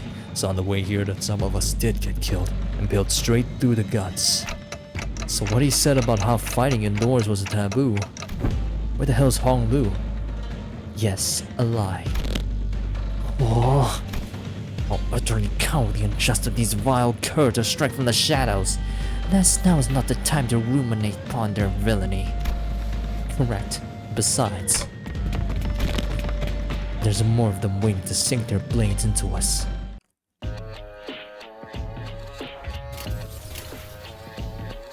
I heard this stage got nerfed. From a focus encounter to... Yeah, ignore past me. 7.5-22 and 23 got nerfed from 11 enemies to simply 5. And the Project Moon reduced their cornroll numbers. These nerfs are definitely deserved, I'd say. I heard people say that pre-nerf coin numbers were insane on first turns, like they can roll all heads and all of them combined into 20 plus. That can instant kill anything. And the reason for the huge number of enemies were because Project Moon purposely made them to be focus encounters, but for some reason it's human encounters. So that's why there were a lot of enemies basically. Heishou Pack Mao Feather Striker. Offense level -10, defense level -10. Why are they holding back? 나를 지켜보고 있었군. Oh, they're stronger than us.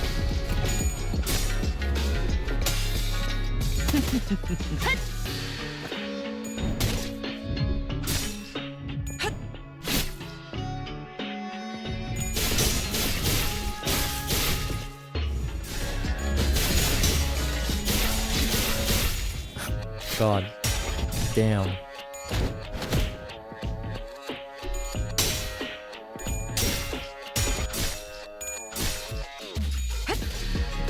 기다려. 아직 안 끝났어. 예술이 뭔지 보여주지. Oh no. Oh no. Oh no. Oh no.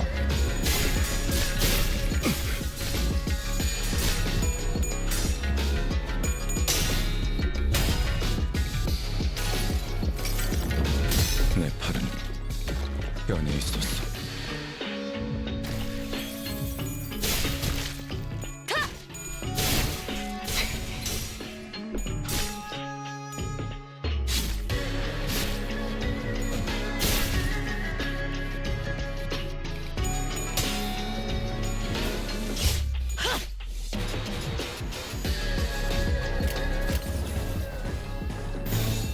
Oh shit.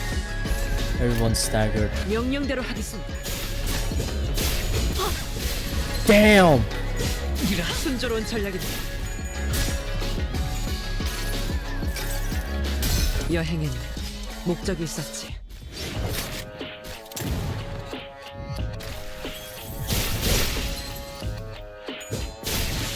Oh damn, Cracker's dead. Okay, these guys are actually really damn strong.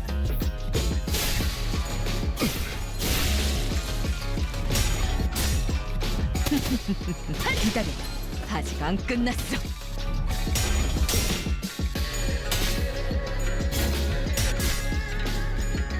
I shouldn't have said anything about them being nerfed, but damn.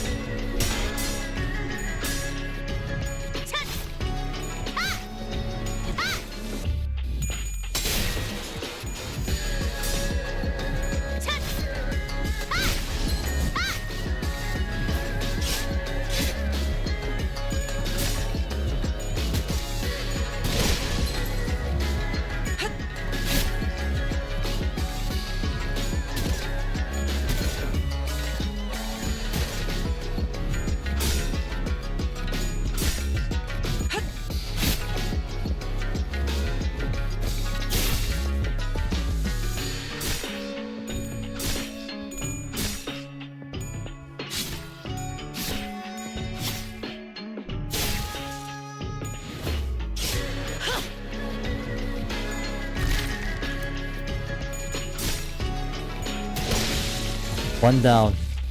One more to go. 명령대로 하겠습니다.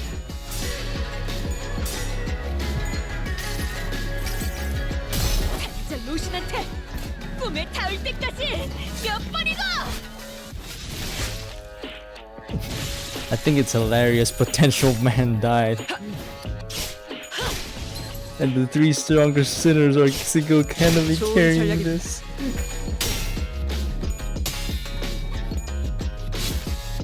순조로운 전략입니다. Oh shit. Oh no. Please don't. Oh my god. 아름답진 go. 않네. 아름답진 않네. Damn. 승리했어.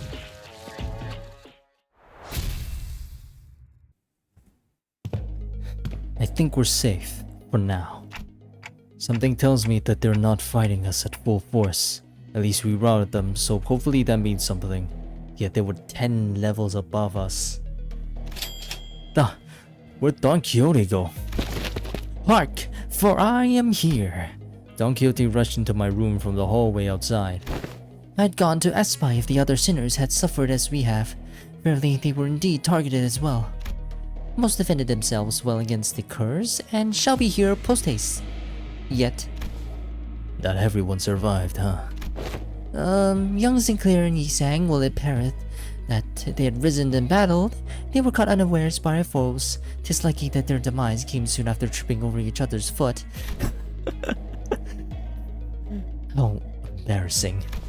And young Heathcliff, he... Is that fella a resident mob fight expert? How'd they even get him? You didn't get me, mate. I'm as good as new. Heathcliff. What's got you so gobsmacked, lass? Argall blade piercing young Heathcliff in the back of his head. Didst thou turn the clock for him already, Manager Esquire? No. Not yet, anyway. Blimey, so that's what this funny itch on the back of my head. Heathcliff reached out to rub the back of his head but crumpled in the floor mid-sentence. Bro, how did he survive? Heathcliff's not breathing anymore. He's dead. How did he manage to walk all the way over here with a hole in his head? Young Heathcliff! The other sinners are starting to gather, Manager. As pathetic as this force may be, we cannot spare any hands at the moment. Executive Manager. We must also join the others as soon as possible and assist them. There are sounds of altercations coming from the lobby. Gotcha. The clock turns as it always does. Sometime later. Whoa, please. Hold on a moment. You? I can still see some people inside the lobby, which is also in a bizarre process of melting away. Phew. Among them, I noticed Jashi Chun clashing against a figure wearing a bamboo hat. You're the leader, huh? Going on the offensive already, huh? How come a big shot in the control of the Heishou Pack decided to come after small fries like us? And behind the black bamboo hat wearing assassin stood. I see that you have tracked me down, so certain of your own safety. But my master has already prepared countermeasures. There stood Qing Tao, a supposed collaborator who led us here, that way who was threatening him with a sword. So you were behind this. That's you. I sussed out that you'd be planning something like this, but you lacked the patience to pull it off. You're quite observant. I thought I have completely won you over. You must know that at H Corp, there is but one path to survival and riches. Choose a family IR candidate and serve them with utter loyalty. But who in their right mind would serve young Master Bao Yu? He who has grown up with no hardship. He who doesn't possess even a single speck of ambition. You shut your bloody mouth, yeah? You rich boy, or you just gonna sit there and let that bloke talk shite to your face? But he's right that I don't have any ambitions. Have you got no self-respect? What do you have anyway? Okay, everyone, shut up for a second. He's obviously taunting you. Stop indulging him. Wei, speak. I know that you have no means to wield the Heishou Pack. So speak, which master did you choose to serve? Who controls them? Ah, so they are curious. Stay your sword, Zilu. Another unfamiliar voice from the shadows. Oh, that's a woman, alright?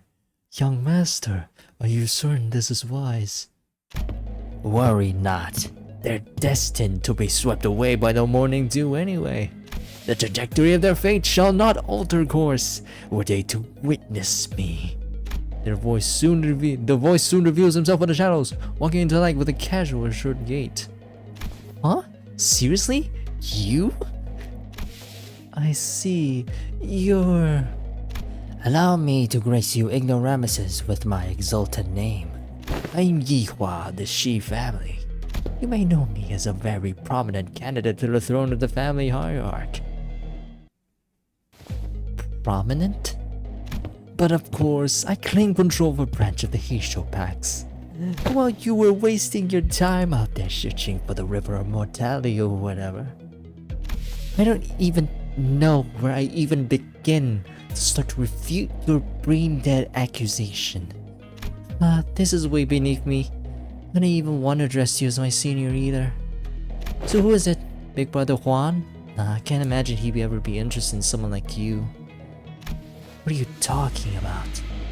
I'm asking whose teat you've been suckling on to gain the control of the Mao branch.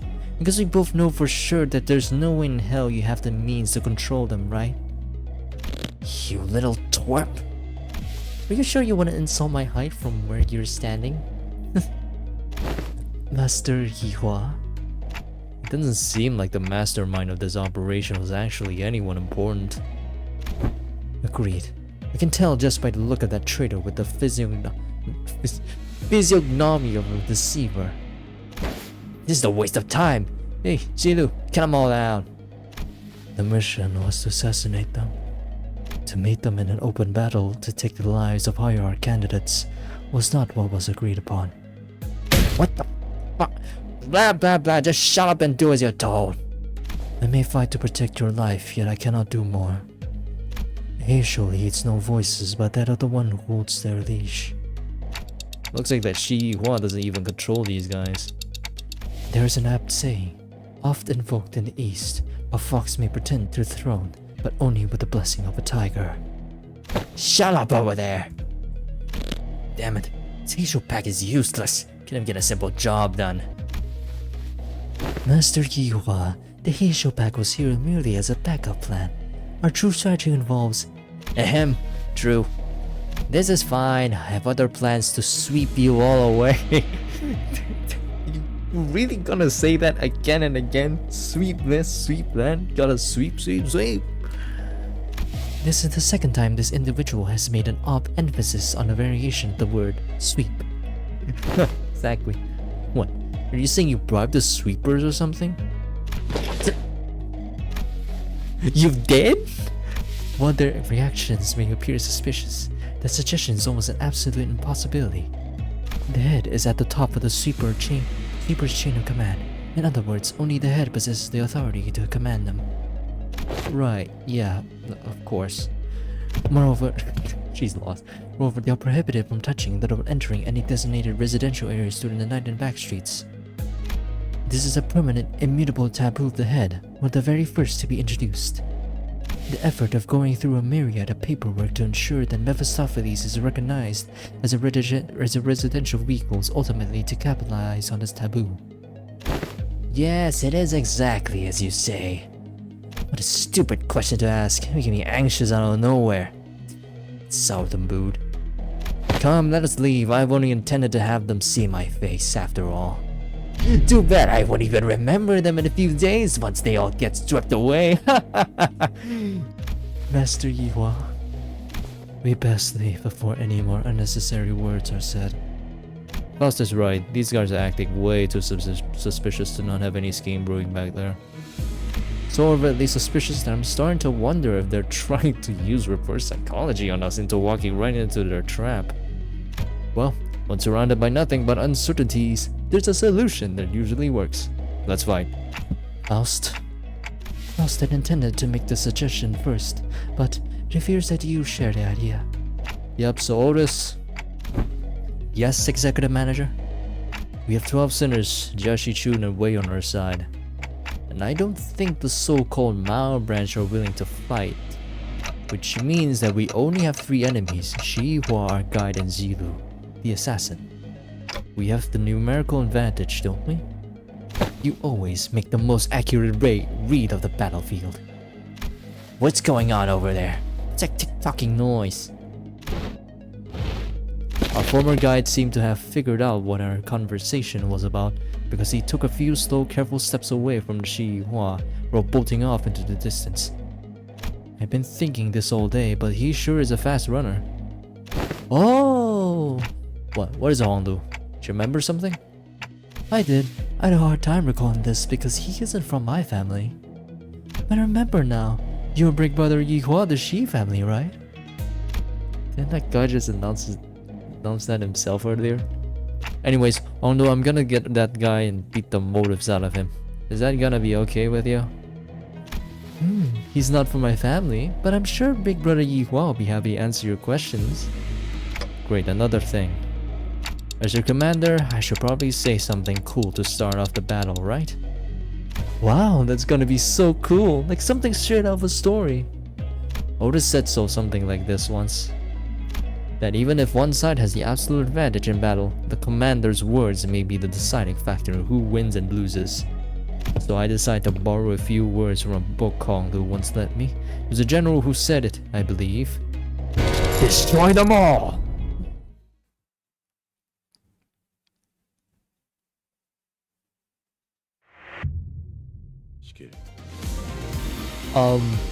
What the fuck? Why the hell is... Why is he here? Jilu, level 75. As strong as... That's as strong as the third kindred. And of course she's nerfed. Cursed with Butcher Blade, Etching Strike, Perforating Kill, Starting Hustle. 해보겠습니다.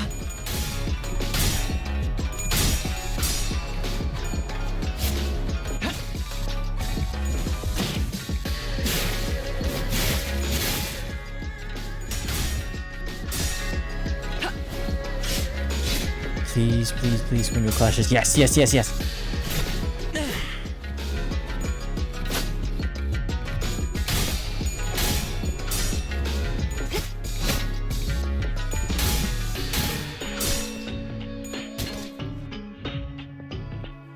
Nine speed.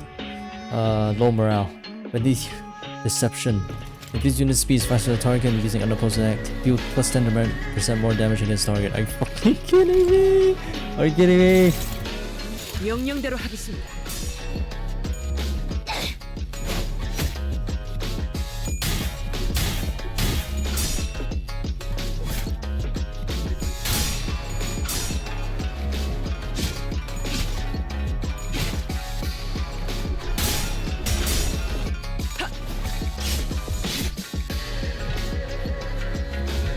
Oh, she's panicking. Good. 폭들을 제거하겠소.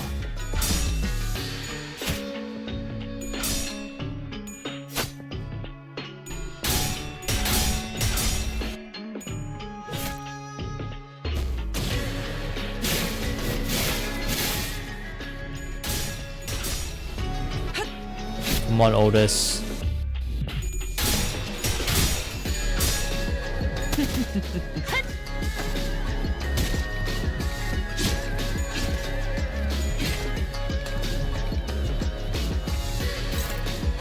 해보기는 할게요. 안 되면 어쩔 수 없지만요. 재밌는 순간이에요.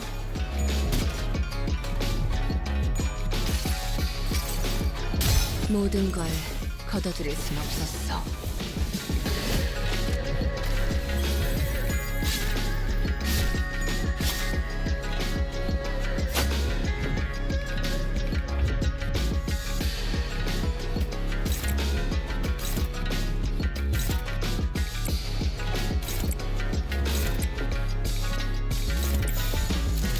폭들을 제거하겠소.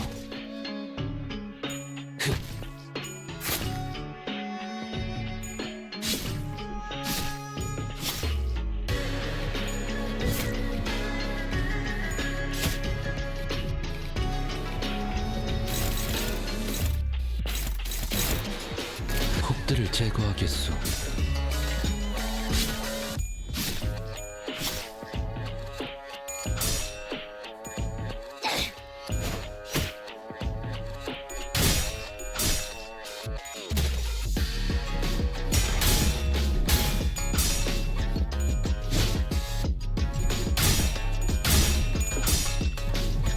야! 타!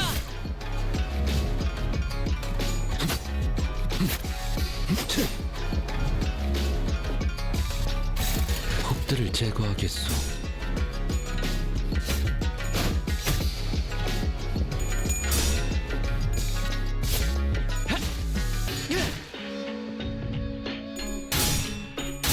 Uh-oh.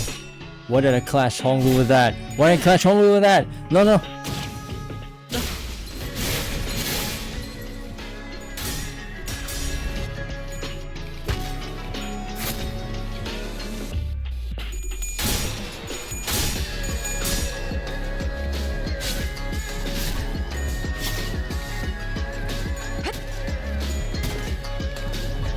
Oh, she's dead. Don't? A strange tune crashes through the sound of this fierce battle. Is this electronic dance music? Something about it sounds familiar. Ah, finally. Thanks to the merry chase you've led me on, I've slid ever so slightly further into the world of the bristly. Let's see. Title 2, Section 11. Rosie. Punishment for those who dare to flee from the Middle's retribution begins by tearing their legs apart from their groin. Wait, didn't you run away from us? I'll make sure you suffer for all my time you wasted. What the fuck is this plotter doing here? The hell's wrong with you? You've been stalking us all along? Since when is chasing after a thief conflated with stalking? I have you know that I'm still banished from the world of the luscious thanks to your doing who dared to pinch my hair coupons. What the hell?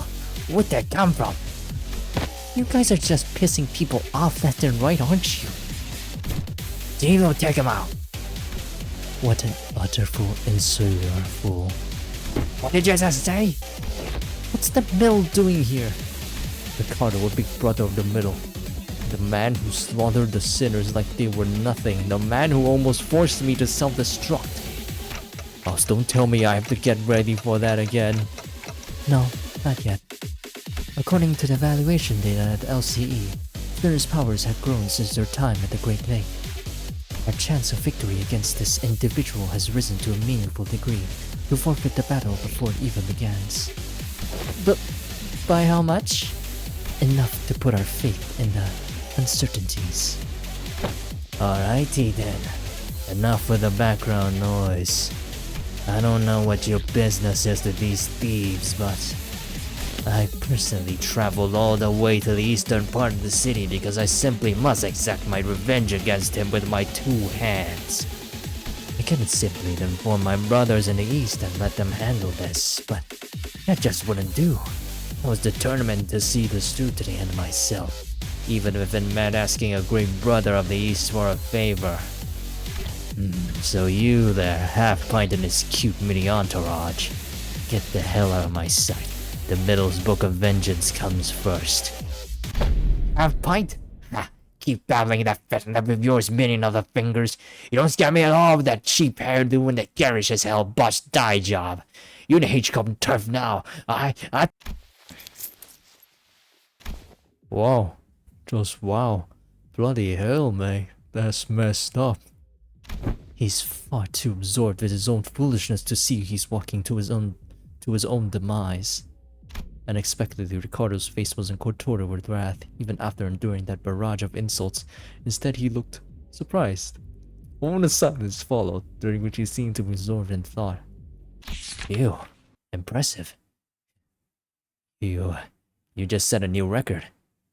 You are the current record holder for how fast can I get written up in Ricardo's Book of Vengeance challenge, boy. You did it in 15 seconds.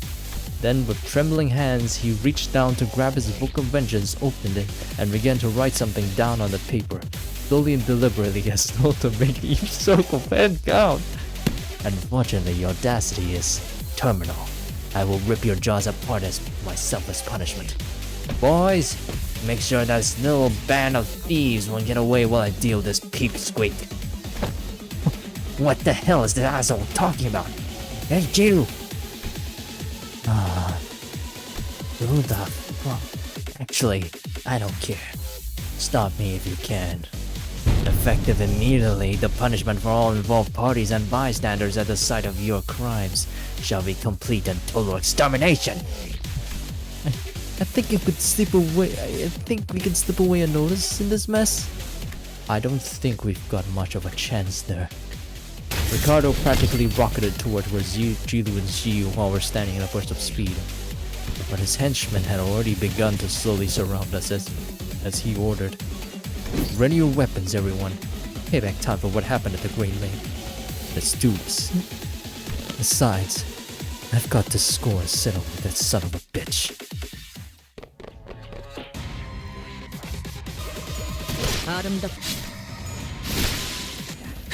혹의 거울은 깨졌어.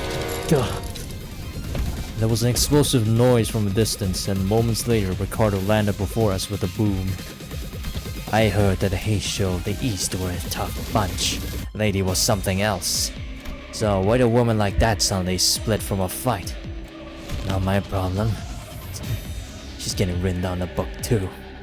Time to take care of what I really came here for. Get ready for a beatdown, coupon thieves!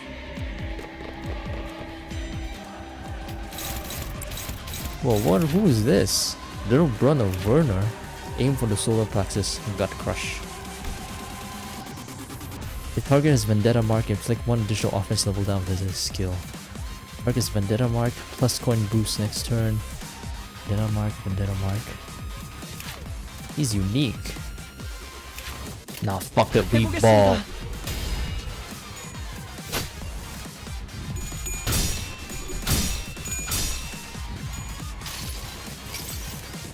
환상의 세계로 들어가보죠.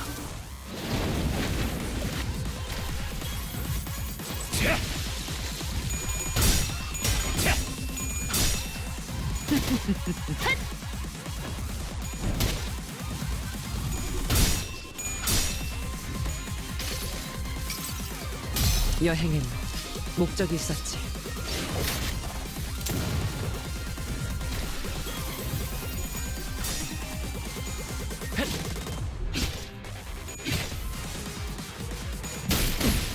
Damn!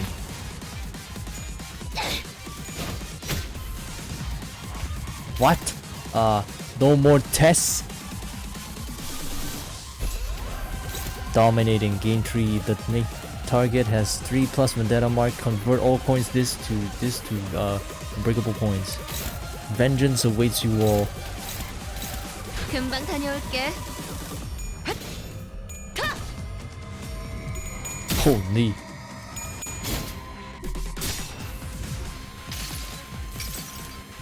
여행엔 목적이 있었지.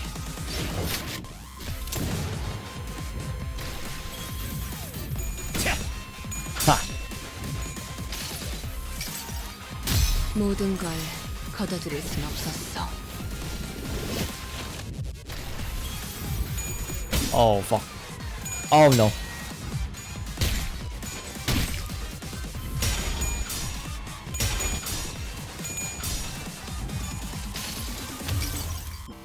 나의 손으로 잘라낼 수 있다면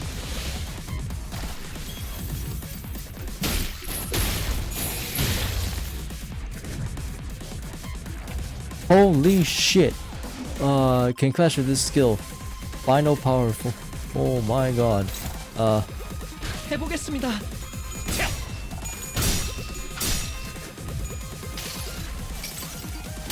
여행엔 목적이 있었지.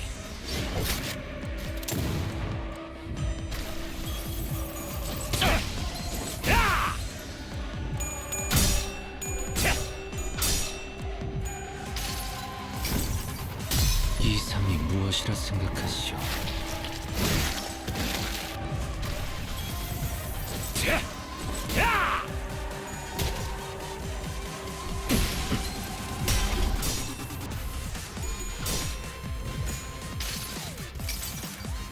모두가 너를 잊어도 반드시 되찾을 거다.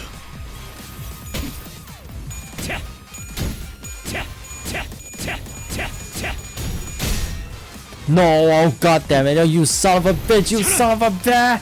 Ah!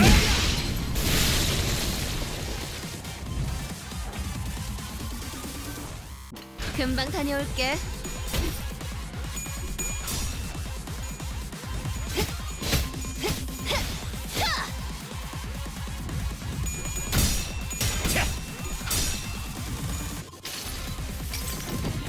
내 팔은 뼈에 있었어.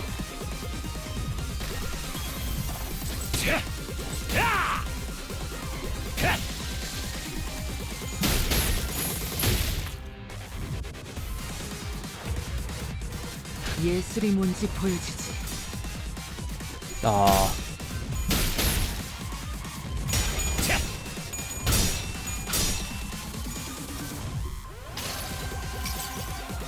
모두가 너를 잊어도 반드시 되찾을 거다.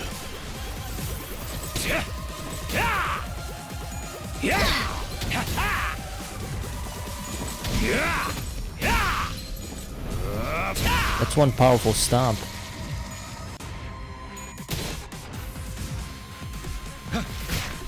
Six damage. Ow. 모든 결과들은 하우스트가 알아.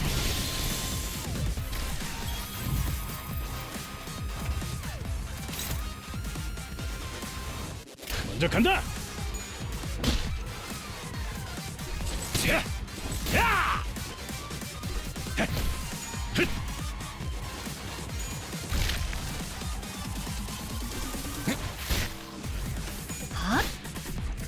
Uh-oh.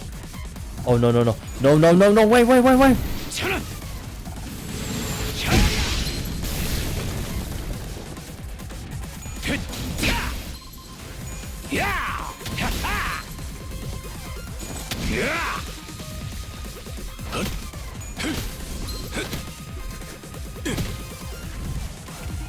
If you're generally wondering how this fight goes, basically, there are two ways of beating Ricardo.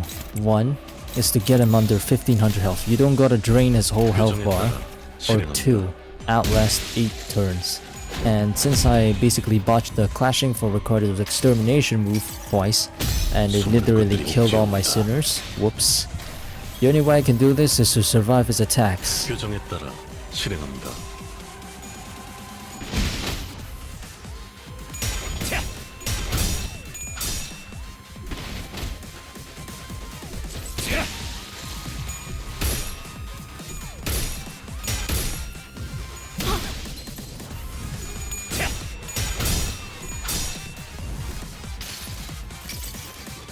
모든 결과들은 하우스트가 알아.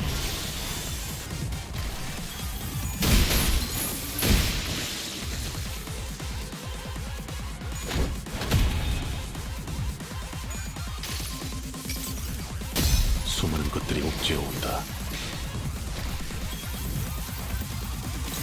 행동을 개시합니다.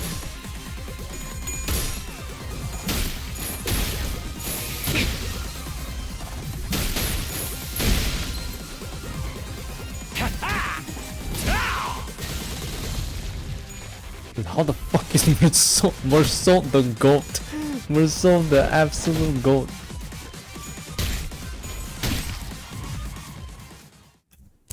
Mersault is the GOAT. Jesus Christ. Bro outlasted everyone. Wait, gotta turn on the music again. A shot cuts across the battlefield just as the sudden appearance of Ricardo was making things incredibly more difficult for us.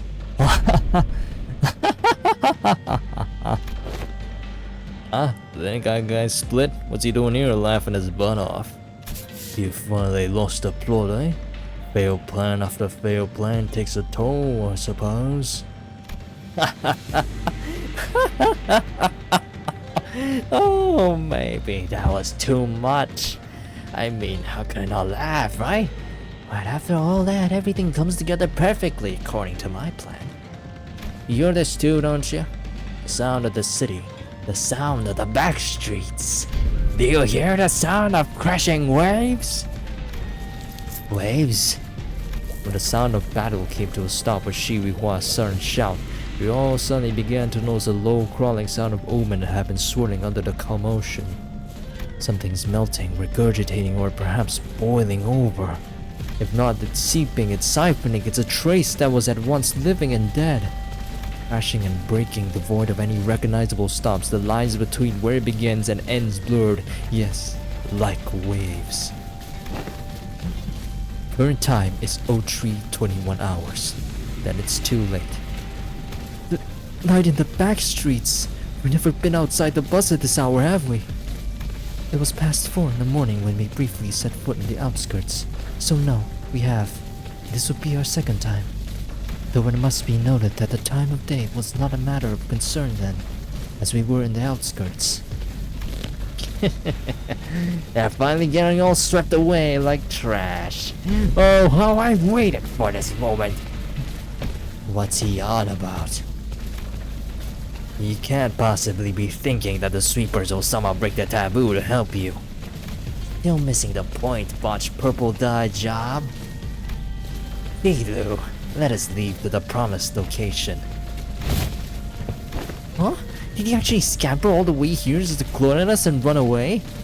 Indeed, Shi was gloated at us with confident boasts, as though he was finally ready to face us, only to turn tail again with an unmistakable look of relief. I don't get it. Does he actually believe that the sweepers will help him? Faust. Indeed, sweepers do not invade residential areas. However, what if where we're standing isn't actually a residential area? What are you talking about? Look, this place has got walls, beds, beddings, and I guess the walls felt weirdly mushy and Melty? It wasn't just Rory who realized what was going on. The other sinners all began to look around in confusion as well. The walls of the Kezhan was all but melted away, leaving nothing behind. As though the place we slept the night in was but a house in painting. Our realization came too late, as a wave-like noise from earlier had already encroached right up to where we were. And unlike the other times when they'd simply part around the bus, they were cutting straight through the shit, into the remnants of our lodgings.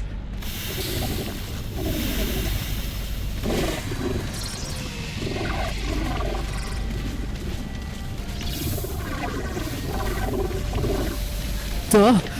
What's going on? Why? Here. This is ridiculous. Weepers, how dare they break the taboo so brazenly? Looks like I'll be facing the waves tonight. Why do you sound excited about this? I haven't even got to... Let's make some things clear. It's clear that we do nothing but stand around. They'll sweep us all away.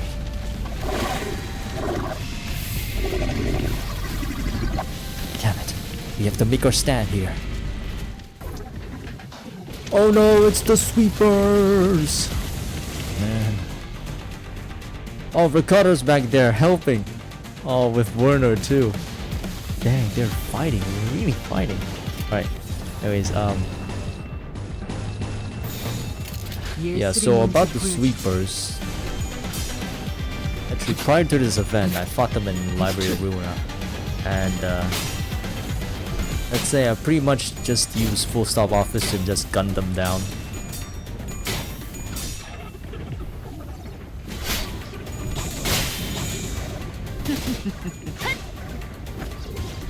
For the family. Oh, I also fought them in mirror dungeons. This is coming a bit late though. Yeah, Night in the Back Streets. Where's the reuse? Activate bleed on target ones. No, where's the reuse one? Yeah, persistence. When taking lethal damage, 80% chance to not take damage. This is quite annoying actually. And then sweep the back streets and extract fuel. Night in the Back Streets. Unbreakable 8 HP. Activate in your account. Damage taken minus 10%. If anyone died this turn, do 5% HP for the family. Night in the Back Streets. During upper wave 2. Wait, where's the thing where they say the first wave ends after 4 turns? Yeah. Oh, we are so screwed. 명령대로 하겠습니다. Oh, Shi Chun is also fighting.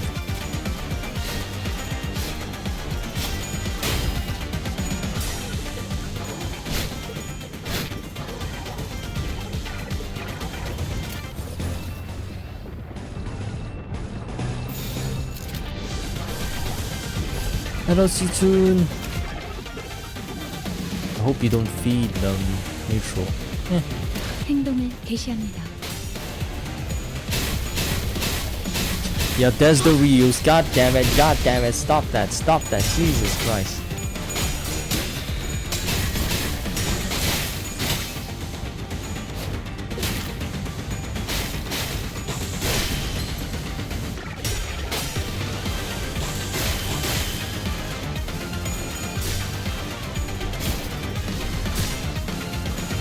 Music is bumping.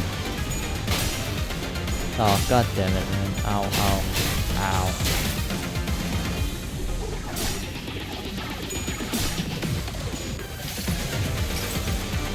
여행엔 목적이 있었지.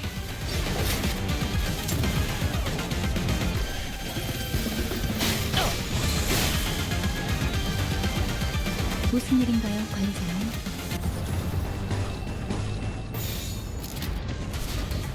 Funny how everyone's dying. 좋아, 간다.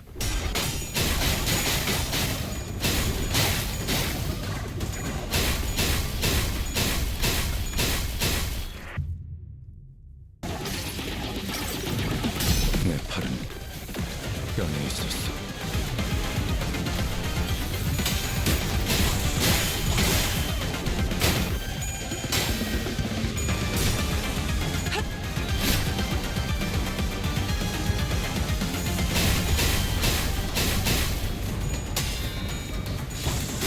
No, Zitoon! Oh, no, no! God damn it, Faust.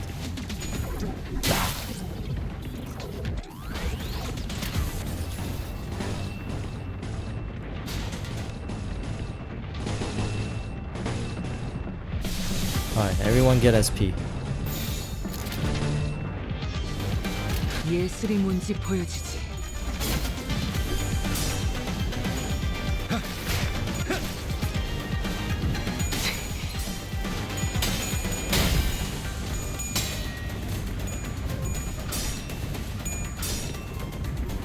He's going to die though. That kind of 모든 sucks. 결과들은 파우스트가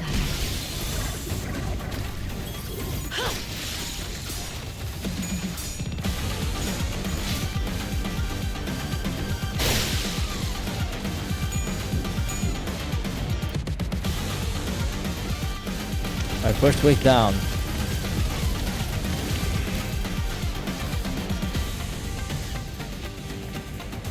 Shi Chun's still here, struggling. God damn it.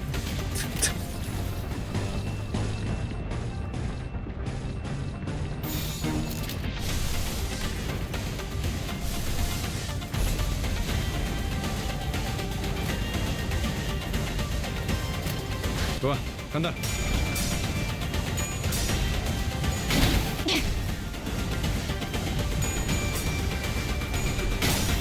Ah.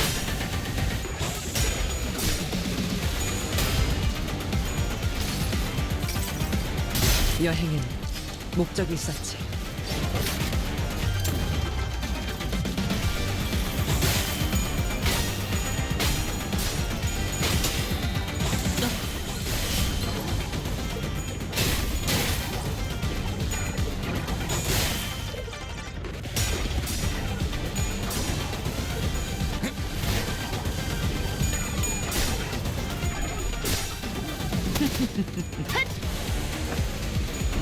Yeah, she's gonna get staggered.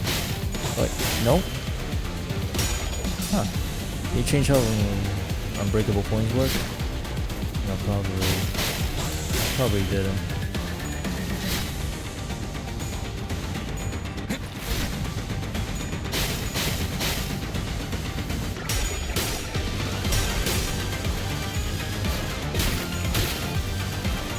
Go shoot! Oh no!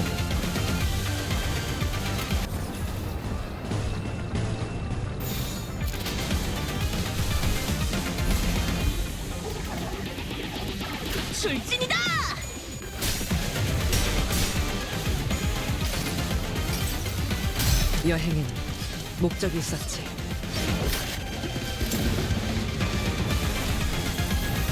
I've always had a fantasy about these sweepers, like in the future Project Moon RPG game. Oh shit! In the future RPG game, we're gonna have an event, like basically, you just go in there and you just kill how many sweepers you can. That's the main thing. You just get to kill them all. Why? I don't know. It's fun. 간다. Besides, even if they have a family dynamic, we couldn't give a shit, to be honest. I couldn't give a shit, to be honest. I just want to kill stuff. 나만의 항해 It 방식. would be like its own like Dynasty Warriors thing.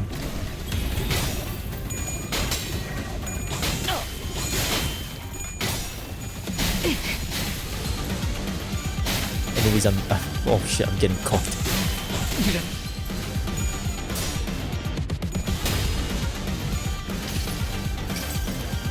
너를 잊어도 반드시 되찾을 거다.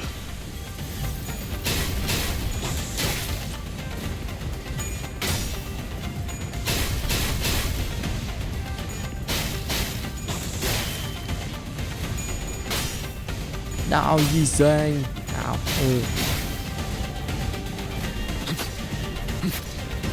Holy shit, we finally killed one. We finally killed one.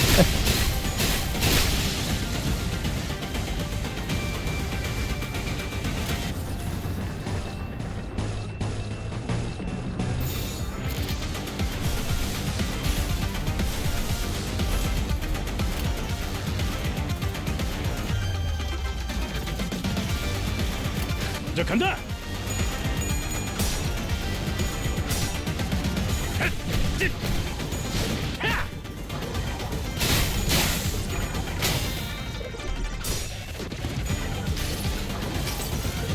너를 잊어도 반드시 되찾을 거다.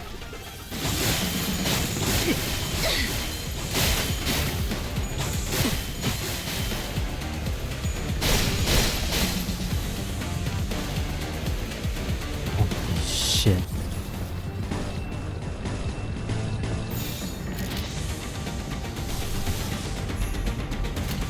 해보겠습니다.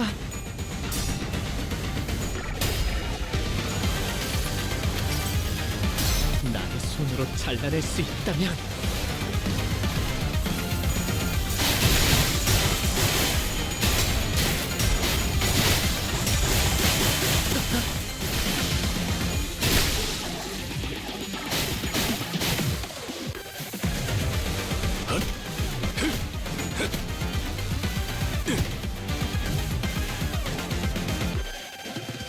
Wave 2 complete.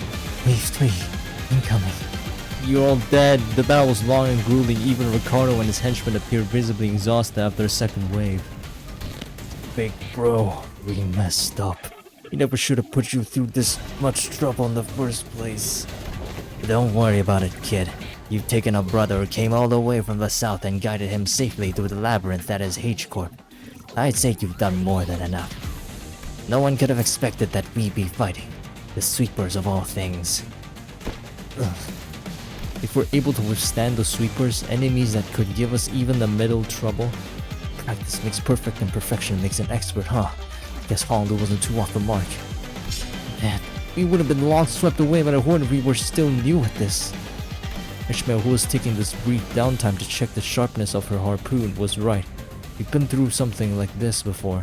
Fighting against an endless horde of enemies, long battles of attrition. It wasn't new. That very experience was definitely an edge we had against these enemies. Of course. Hey, can we even handle the third wave at this rate? There is no choice but to withstand it. Nothing was so certain just yet. We still had the third wave to survive. Ah, carry out your sentences as soon as we survive the third wave.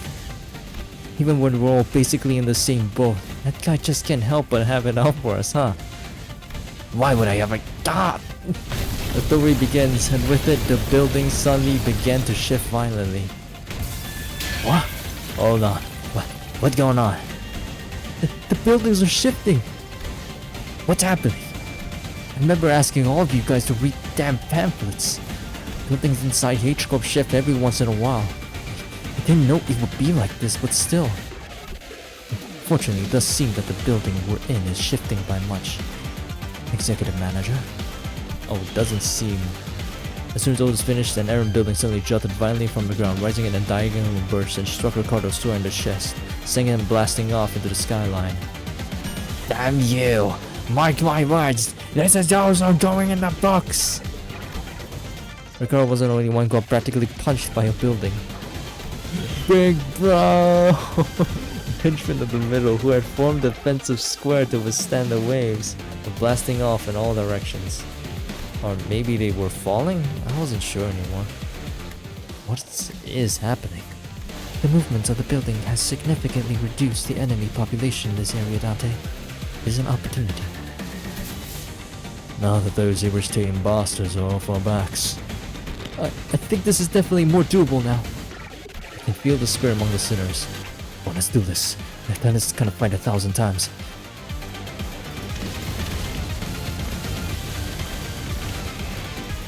Holy shit.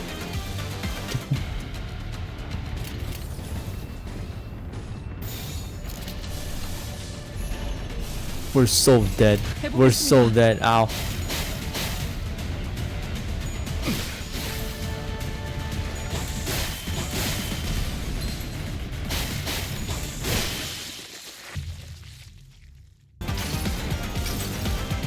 환상의 세계로 들어가보죠.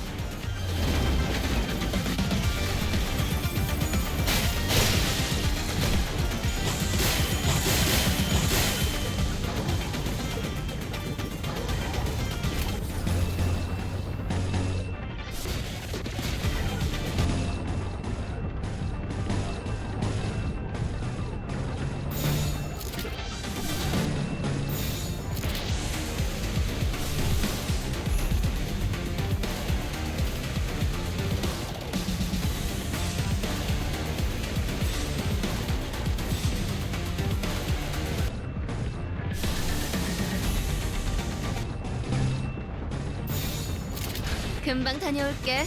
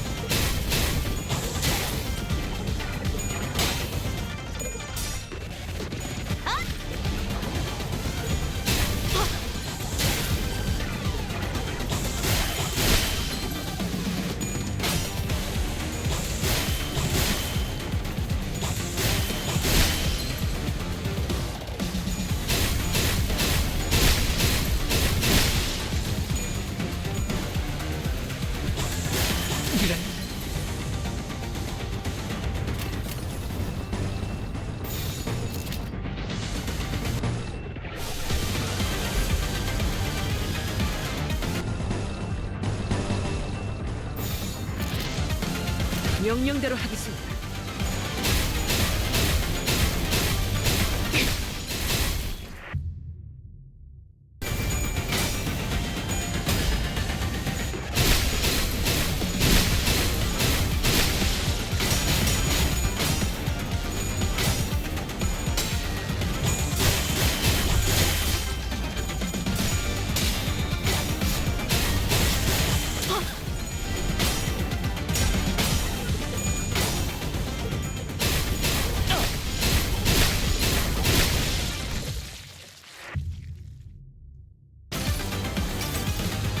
모든 걸 걷어들일 순 없었어.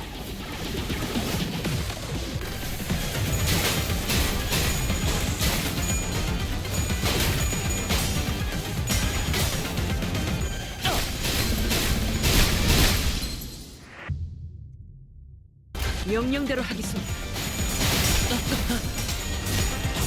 What? Hong got fucking staggered? What the fuck?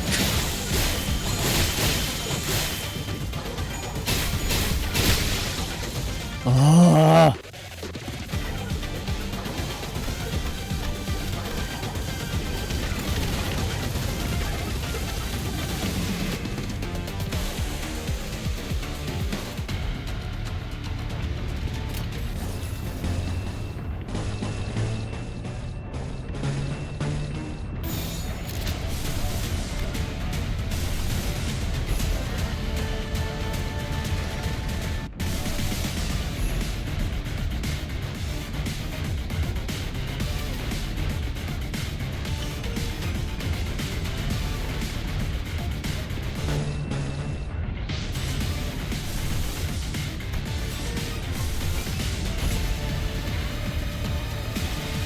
뭐야?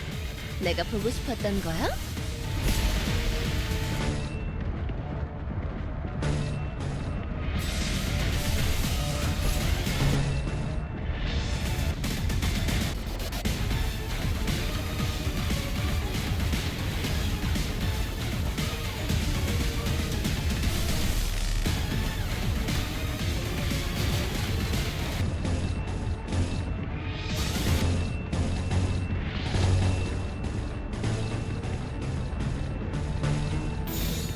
금방 다녀올게.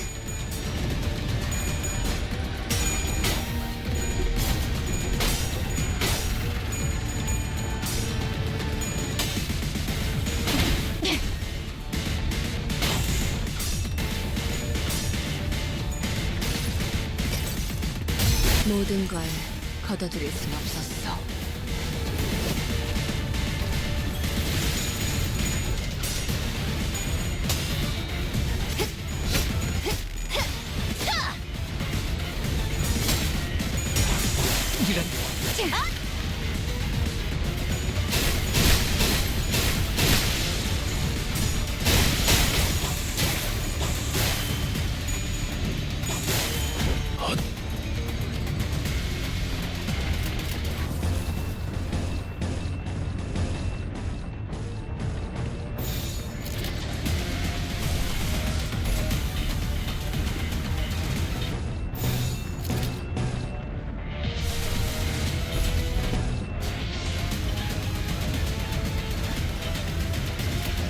금방 다녀올게.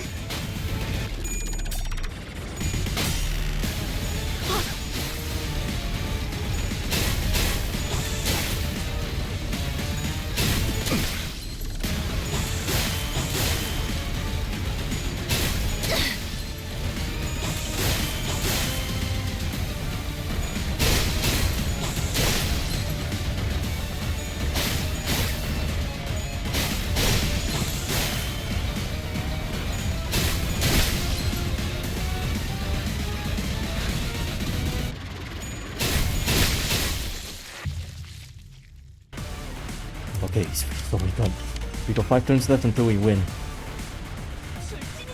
This stage is a grand piece of work, I'm telling you. These sweepers can really quickly snowball out of control once one of your sinners die or stagger. Alright, Ishmael's going to die too. Wait! Okay, still got a chance, still got a chance. Oh, don't use.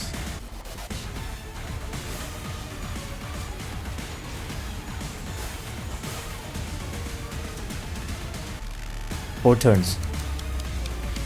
Hopeless, struggling, hopeless. Did you notice something about the sweeper count on the first and second wave? That's because Jiashi Chun is also accounted for. Essentially, unless you stagger a sweeper, which is pretty damn hard with only base IDs, if Shi Chun dies, they're getting free attacks every turn, which leads to more sinners staggering, and it just compounds everything. Hence the snowball effect. And on the fact they're receiving SP every turn, and they start with 30 SP, second wave onwards? This is... oh god, this is so much bullshit for... at least he gets some SP heal, no! So much bullshit to deal with. Unbreakable coins, persistence activation, removing staggers, 5 reuse coins, insta-kill. This was hell.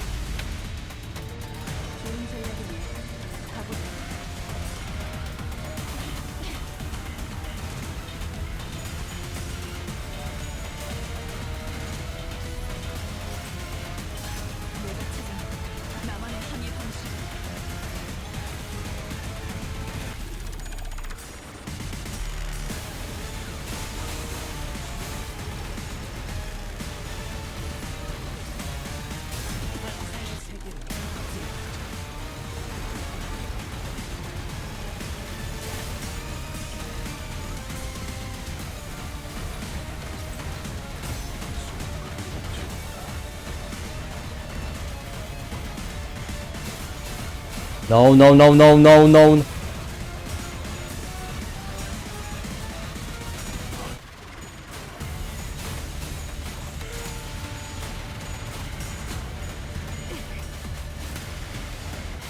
going to get staggered.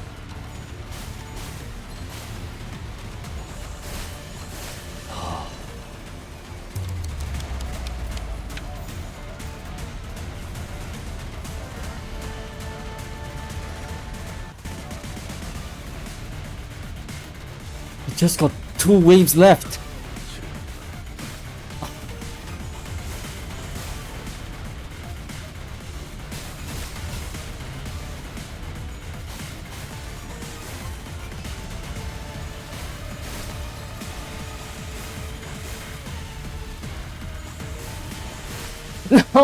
No. Oh, he's cooking. Yeah, I'm cooking. Probably. I don't know. Uh-oh. Oh, you ready your flashes?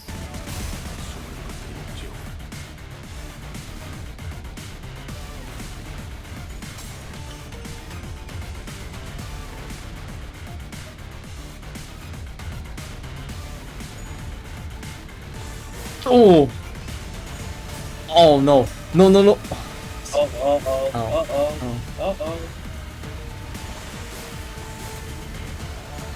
Nah, Gregor tanks everything. cockroach behavior. 4 turns left.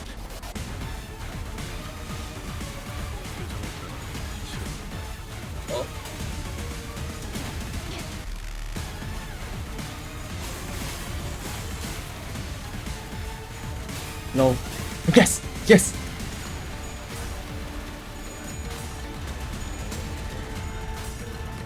Oh, you keep them.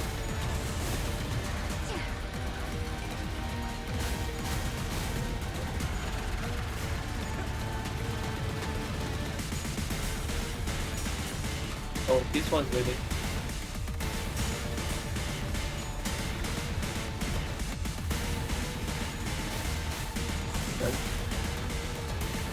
Not so nice. Oh my god. Gregor! Come on, Gregor!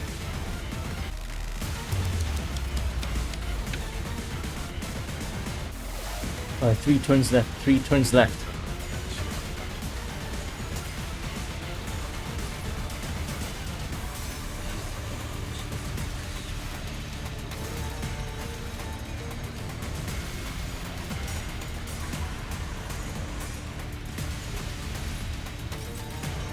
Oh, nice.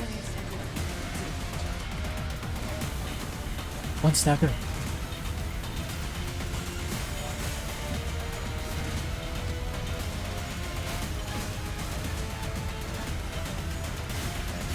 Can't get more soul! Can't get more soul! Let's go! Let's fucking go! Let's fucking go!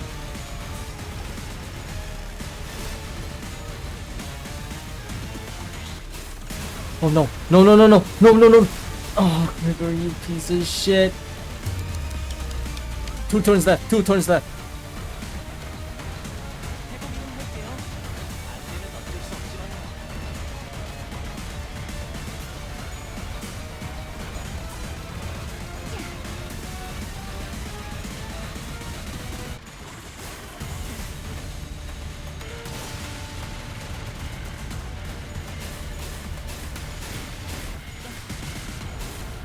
Oh my Damn god. it, Honglu! No! No! It's just her! Tag. Tag. Tag. This is you get tagged.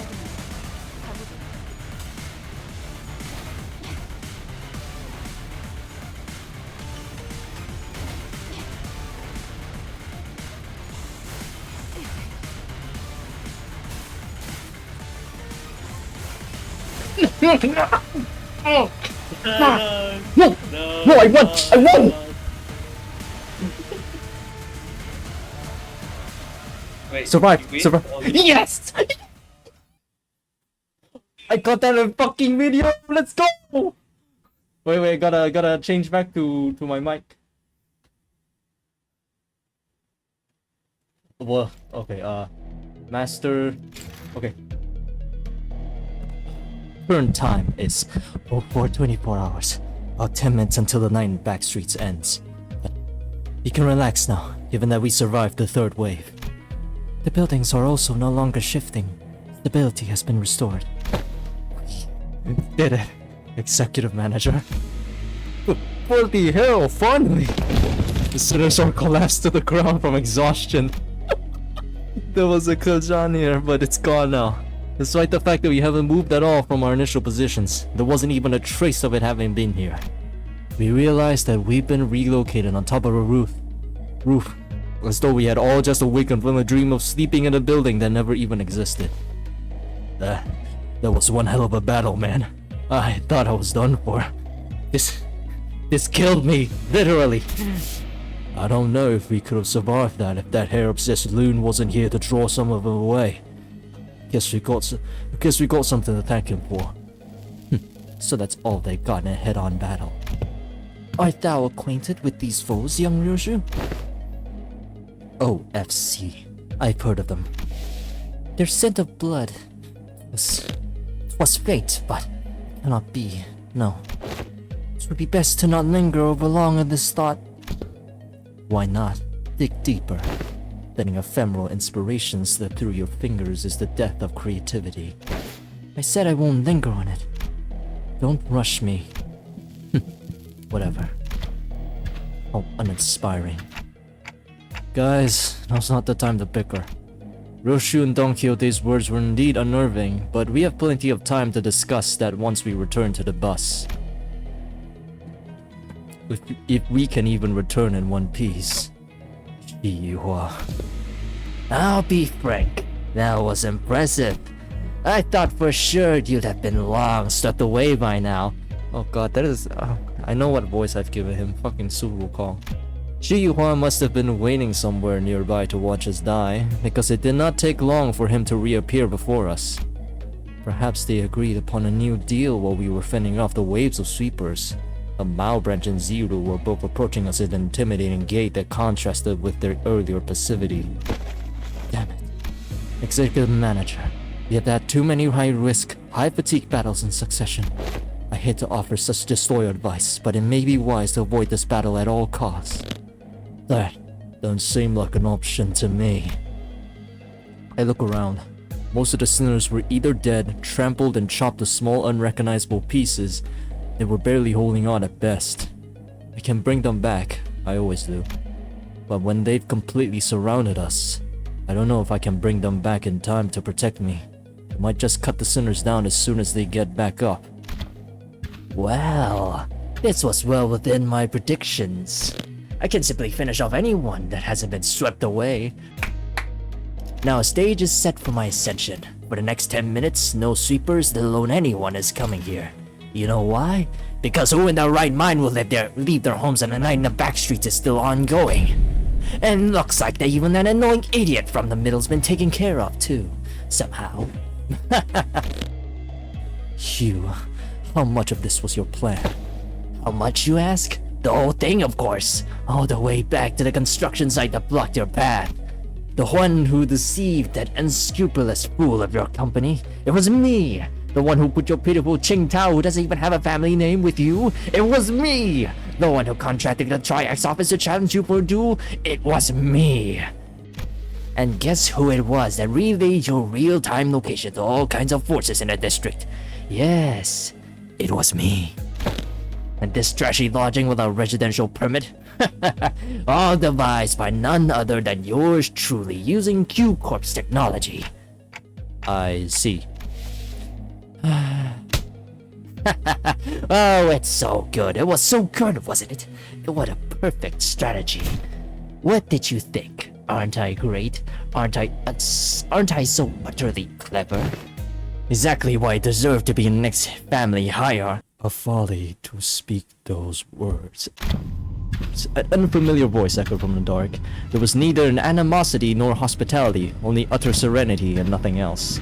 The speaker approached us, walking under the narrow ray of moonlight that shone between the shifted buildings. In his hand was a decapitated head illuminated by the pale light. Oh, goodbye, Qingtao. Blood dribbles from the severed neck and the wide-open eyes remain frozen in its final moments, filled with utter terror. Too loud. He walks towards us, in step with the drip, drip of the blood. Bro has the drip! It can't be. Xia... Chu? I knew Yihua was working for someone. It was him. Well, why do you have Qingtao's head? I have brought back the wayward pet to his master, that it may once again be leashed. Oh, there's a serpent, my lord. Leave it. We need not shoot it away. What? You were loaned the Heishou Pack so that you may simply get in their way. No more. I see. Was there a sudden change of heart once you held the leash in your hands? That to return to the Shi family's side would be to your benefit? No. You knew everything all along? What I must ask is everything to you? Your vision is too limited for my lord's wisdom to comprehend. The wise fail to peer through the narrow-sighted eyes of the fool. Was this viper woman? But if by everything you refer to how you feigned abandonment from the Shi family to secure my lord's trust, indeed, it could be said that we do know everything. Don't kill me, please. Don't kill me. I will share with you my most guarded secret. The Shi family... Right, the 10 blades of the east. Yes, the thump. But Shi Yihua could speak no more, for a serpentine blade struck from the umbra and separated his head from his torso with ease. Little Yihua, have I not warned you time and time again to guard your tongue against the creeping desperation? I believe that we have gathered the intelligence we had hoped to collect, my lord. You needn't pursue the serpent, Jilu. His voice boomed as he commanded those who appeared to be his officers. A tall-built man took a ponderous step from the shadows and stood before us. With an enigmatic expression, he wordlessly looked at Yihua's decapitated head, now lying on the ground, then at us. It was as though he was gazing upon the clouds or blades of grass. I shall take them with me. He picked up Yihua's decapitated head before gesturing at his officer with a nod. Here it is, my lord. Wrap their head with stasis wraps, and decomposition won't set in any time soon. Oh, you're planning to revive him? And with those bandages, he begins to wrap them up in a practiced motion. He does not pay us any heed, as though we weren't even worth the attention. Return to me once you are finished here. Yes, my lord. Hold on. You can't just show up out of nowhere and... He did not reply, his eyes gazing yet reflecting nothing but hollow emptiness. And just as he had emerged from the darkness, he vanished into the shadows, carrying 2 decapitated heads. 고작 이 정도로 들떠한다면 예술가의 자격은 없는 거지. Man, shut up. Shut up. Gregor the goat. Having too much health. Things weren't looking any better. I could instinctively tell that they were different from anyone or anything we faced in Hongyuan so far. I don't suppose our lord left them alive only for us to slay them. Then perhaps it would be apt that I introduce myself. It is his common courtesy to do so. Call me Qigong. I'm but a humble student of my lord, Master Chu's teaching. Okay, we got Jilu, Jigong. My lord, Master Chu. Somehow I was reminded of the discussion Qing Tao refused to finish. For when the far one comes, betwixt the burned doors shall a star fall astray. As for the song, it's a song that's become rather popular in the back streets in the recent months. This is not the place to discuss such matters. I will share the tale in a more appropriate setting later, should we come across it. Name's Dante. I'm their manager. I decided to speak up, struggling through the pressure. I instinctively knew that we had to find out as much as I could about that man from earlier. They introduced themselves as Manager Dante. I see. Your candidness is appreciated. Jilu, withdraw them now. It seems that we need not contend with them at the moment. Very well. It seems that they had the very same thought about us. Now, is that sufficient proof of our intent to engage in a brief discourse? To discuss some matters with you to mark a courtly ending to this encounter should be of benefit to us, for the prospects of our future. So, ask away, as they say. So... Sun Jiaxi Chun stepped forward after having retreated from a domineering presence. So that's what those suspicious songs I heard in the back streets were about. It's about you guys, wasn't it? So are those lyrics true? Ah, so that is what you wish to know. Chi-Chun of the Jia family.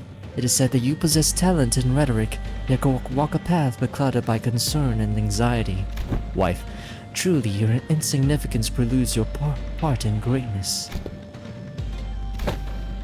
Wei, don't speak for me. I would have been the first to say anything if I thought she was wrong. Yes, my lady. Shi Yihua, you're the one who sent him after us, right? Close, yet not exact. He was an agent of the Shi family, sent to spy on my lord's doings. We had bestowed upon him control of the Heishou Pack, for we had found his conduct shallow, and saw a means of learning more about the Shi family's machinations. Yet it seems that once granted power, the boy mistook himself for a man with the wherewithal to represent the Shi family. So you used him, just as he sought to use us. though he was quite shallow in his strategy compared to our own. So, what now? I don't think you're looking to kill us, right? No, nothing. To whatever it was you had sought to accomplish here, you're letting two of your master's rival go? Just like that? What a strange thing to say. Look around as I might. I fail to see any rivals here. Marvel rival! Then... why'd you order Yihua to attack us? You said it yourself. We're not even your Marvel rivals! The manager inquires where you commanded Yihua to carry out this assault against Limbus Company.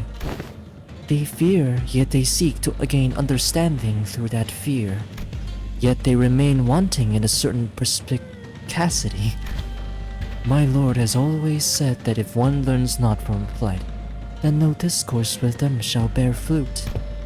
Instead of giving me a straight answer, Zhigong left with only a puzzling comment before she brushed past us. I've given you courtesy enough. I have given thee courtesy enough. This is a good moment for us to depart. Now, do stay nicely within your borders, as you have remained here thus far. I would greatly despise an odd splash of ink marring the great painting. With that, Zhigong walked into the shadows cast beneath the forest of buildings. Jilu and the countless Heishou that had surrounded us also disappeared with them. Finally. I looked around just in time to see Otis collapse, while the rest of the sinners lay dead or barely clinging to life. And there was Jiashi Chun, who had collapsed to the floor as well, and Wei, who was tending to her wounds. And me, who somehow survived through all of that without getting decapitated. And the night that put us through multiple brushes with death came to an end. Yeah, that's pretty much everything that's happened. The big brother, Chu? That I see. Once the day broke, we decided to take a quick walk outside to recover a little from the exhaustion of the night. It was also to decide our course of action from here on. And we also had to decide if you want to travel with Jiashi Chun, with whom we share our destination. Hello? Did you forget how to make a concerned face or something? Why are you maintaining that irritating poker face through the whole conversation? Of course not. Classic Jia family secrecy, huh? Always hiding something, and I bet you are too. If you are, you better spit it out now. I don't have the time to casually stroll about with my to-be enemy. Shi-Jun, as I always said, the seat of the family hierarchy is of no... Fine, even if you are lying, I do know that you haven't prepared anything for your assignment anyway. Changing the subject. Jiashi Chun, who was chatting with Hong Lu, methodically slowed down enough to walk right next to me as though she was executing the steps of a plan. You lead my brother's faction, don't you? That's what I wanted to talk to you about earlier. I guess I do. For now, I guess. Earlier? Oh, is this about our conversation back at the Kezhan? Ugh, brother, translations please. Of course, Dante is unquestionably our manager. Great, then I may make a proposal then. Become my faction for the duration of the family hierarchy evaluations. Help me out. What? It's, can we even do that? We have to confront Virgilius about that, though. Can we even do that? Why not? You guys managed to stall even the sweepers. That means you command a formidable force. Besides, you're headed to the family mansion anyway, aren't you? You just don't know what to do once you get there. And as for competition... Well, my brother doesn't care about the whole thing anyway. So why don't you join me? Help me become the family hierarch. I'm not like our other older siblings. I always pay my debts, whether that's a favor or for a grudge. If you can't trust me, I'm happy to make a written... Can we do that, Faust? Faust deems Jiashi Chun's plan, explanation of it at least, rather flawless. Having such an ally at the apex of a wing will be a great boon to Limbus Company as well. Guess so. And I don't see any reason not to refuse her offer. Hong Lu has been listening in on our conversation, boiled the discussion down to a clearer explanation related to Jiashi Chun. Perfect. It is said that formation of such alliances should come with a grand banquet to mark the occasion and to cement the upcoming coalition. The banquet's on me once we get closer to the central zone. Let's find a nice Kezhan to discuss our future ventures together. You're Dante, right? Let's make this thing work. Let's. I was still bewildering by the turn of events, but Yashi-chun reached out for a handshake with such earnestness that I found myself almost drawn to shake her hand in return. This reminds me when I was playing RPGs, just asking people to join me. Even enemies. And I think about it, this is the first time we ever made ourselves an ally that wasn't specifically selected by the company, huh? Company? Well, if that's the case, I really hope we can have at least one ally who doesn't meet a terrible end. I really do hope that, after the banquet, we walked out of the Kezhan to find the Mephistopheles waiting for us in the middle of the road. Wow, man, I never really thought about it. But now that it's just standing like this in the middle of the street, it really stands out, doesn't it? Is this your usual ride? Glad to see that you're all safe. Southern pilot walked out from inside the bus. So you guys take care of the business? I have some more pressing things to talk about. Listen well. Do you have any idea how much trouble your subordinate's little connection? Yes, Miss Faust already gave me a report. Pilot? Oh boy. Yes ma'am. By the way, he's awkwardly stepping forward. Probably already got a hell of a talking to from Zelda. Real mighty sorry about that, y'all. I've only ever been a part of eradication missions, never in this espionage business, so... Pilot? What did I say about mixing excuses into an apology? Forget what he said. Real mighty sorry. For real. This Qingtao guy approached me and sweet-talked me into going along with that plan of his. So I got too cocky, assuming that I knew better than my seniors. I'm sorry, too. I forgot that he's still a new guy in the business. Of course, he'd be prone to making these mistakes. Looks like we'll both be writing letters to explain our failure together, huh? You're both getting disciplined? For this? This disciplinary action is unlikely to be anything of significance. The LCB team came out unscathed, all things considered. However, it is likely that they may have to work for half a year without pay. What? I consider it a win. All we're getting is docked pay. Next time, I do promise. Next time I'm gonna get real good at this job. I'm gonna become someone who can actually provide good assistance to y'all. Of course, pilot, you really should. Let's hope you don't die until then. In fact, we'll have no choice but to become a contributing member of the team when I'm done with you. Let's really get into it, huh? No one's dying or getting fired under my watch as long as I'm their manager. I'll make sure of that. You sound like Dante. Yeah. Oh, right. Almost forgot to tell you, Asada. It's a real important business stuff going forward. Oh, yeah, I was going to bring that up sooner or later. We just got the orders from the LCA. Soden produced a small device from our pockets. I began reading from it. Upon arrival at the central zone of H Corp, the LCB will participate in the family hierarchy evaluation with a candidate. We were going to anyway. Now, this bus team's faction's gonna be my lackey. The LCB will present the following sinner as their chosen candidate. Sinner number 6, Hong Lu. Oh man. What? You can't do that. What the hell? You, all of you, I'm gonna make you throw up everything you just ate, you assholes. And so, our tenure and nocturnal sleeping comes to an end. Does Honglu break down in his own canto? Do we represent only him for the family hierarch? Or will we ignore Limbus Company's orders and back up Yashi-chun? If you're asking me, I'm hoping for the latter. Most importantly, will my feelings for Shi-chun ever get resolved? Tune in next time for Canto 8, Surrendered Witnessing.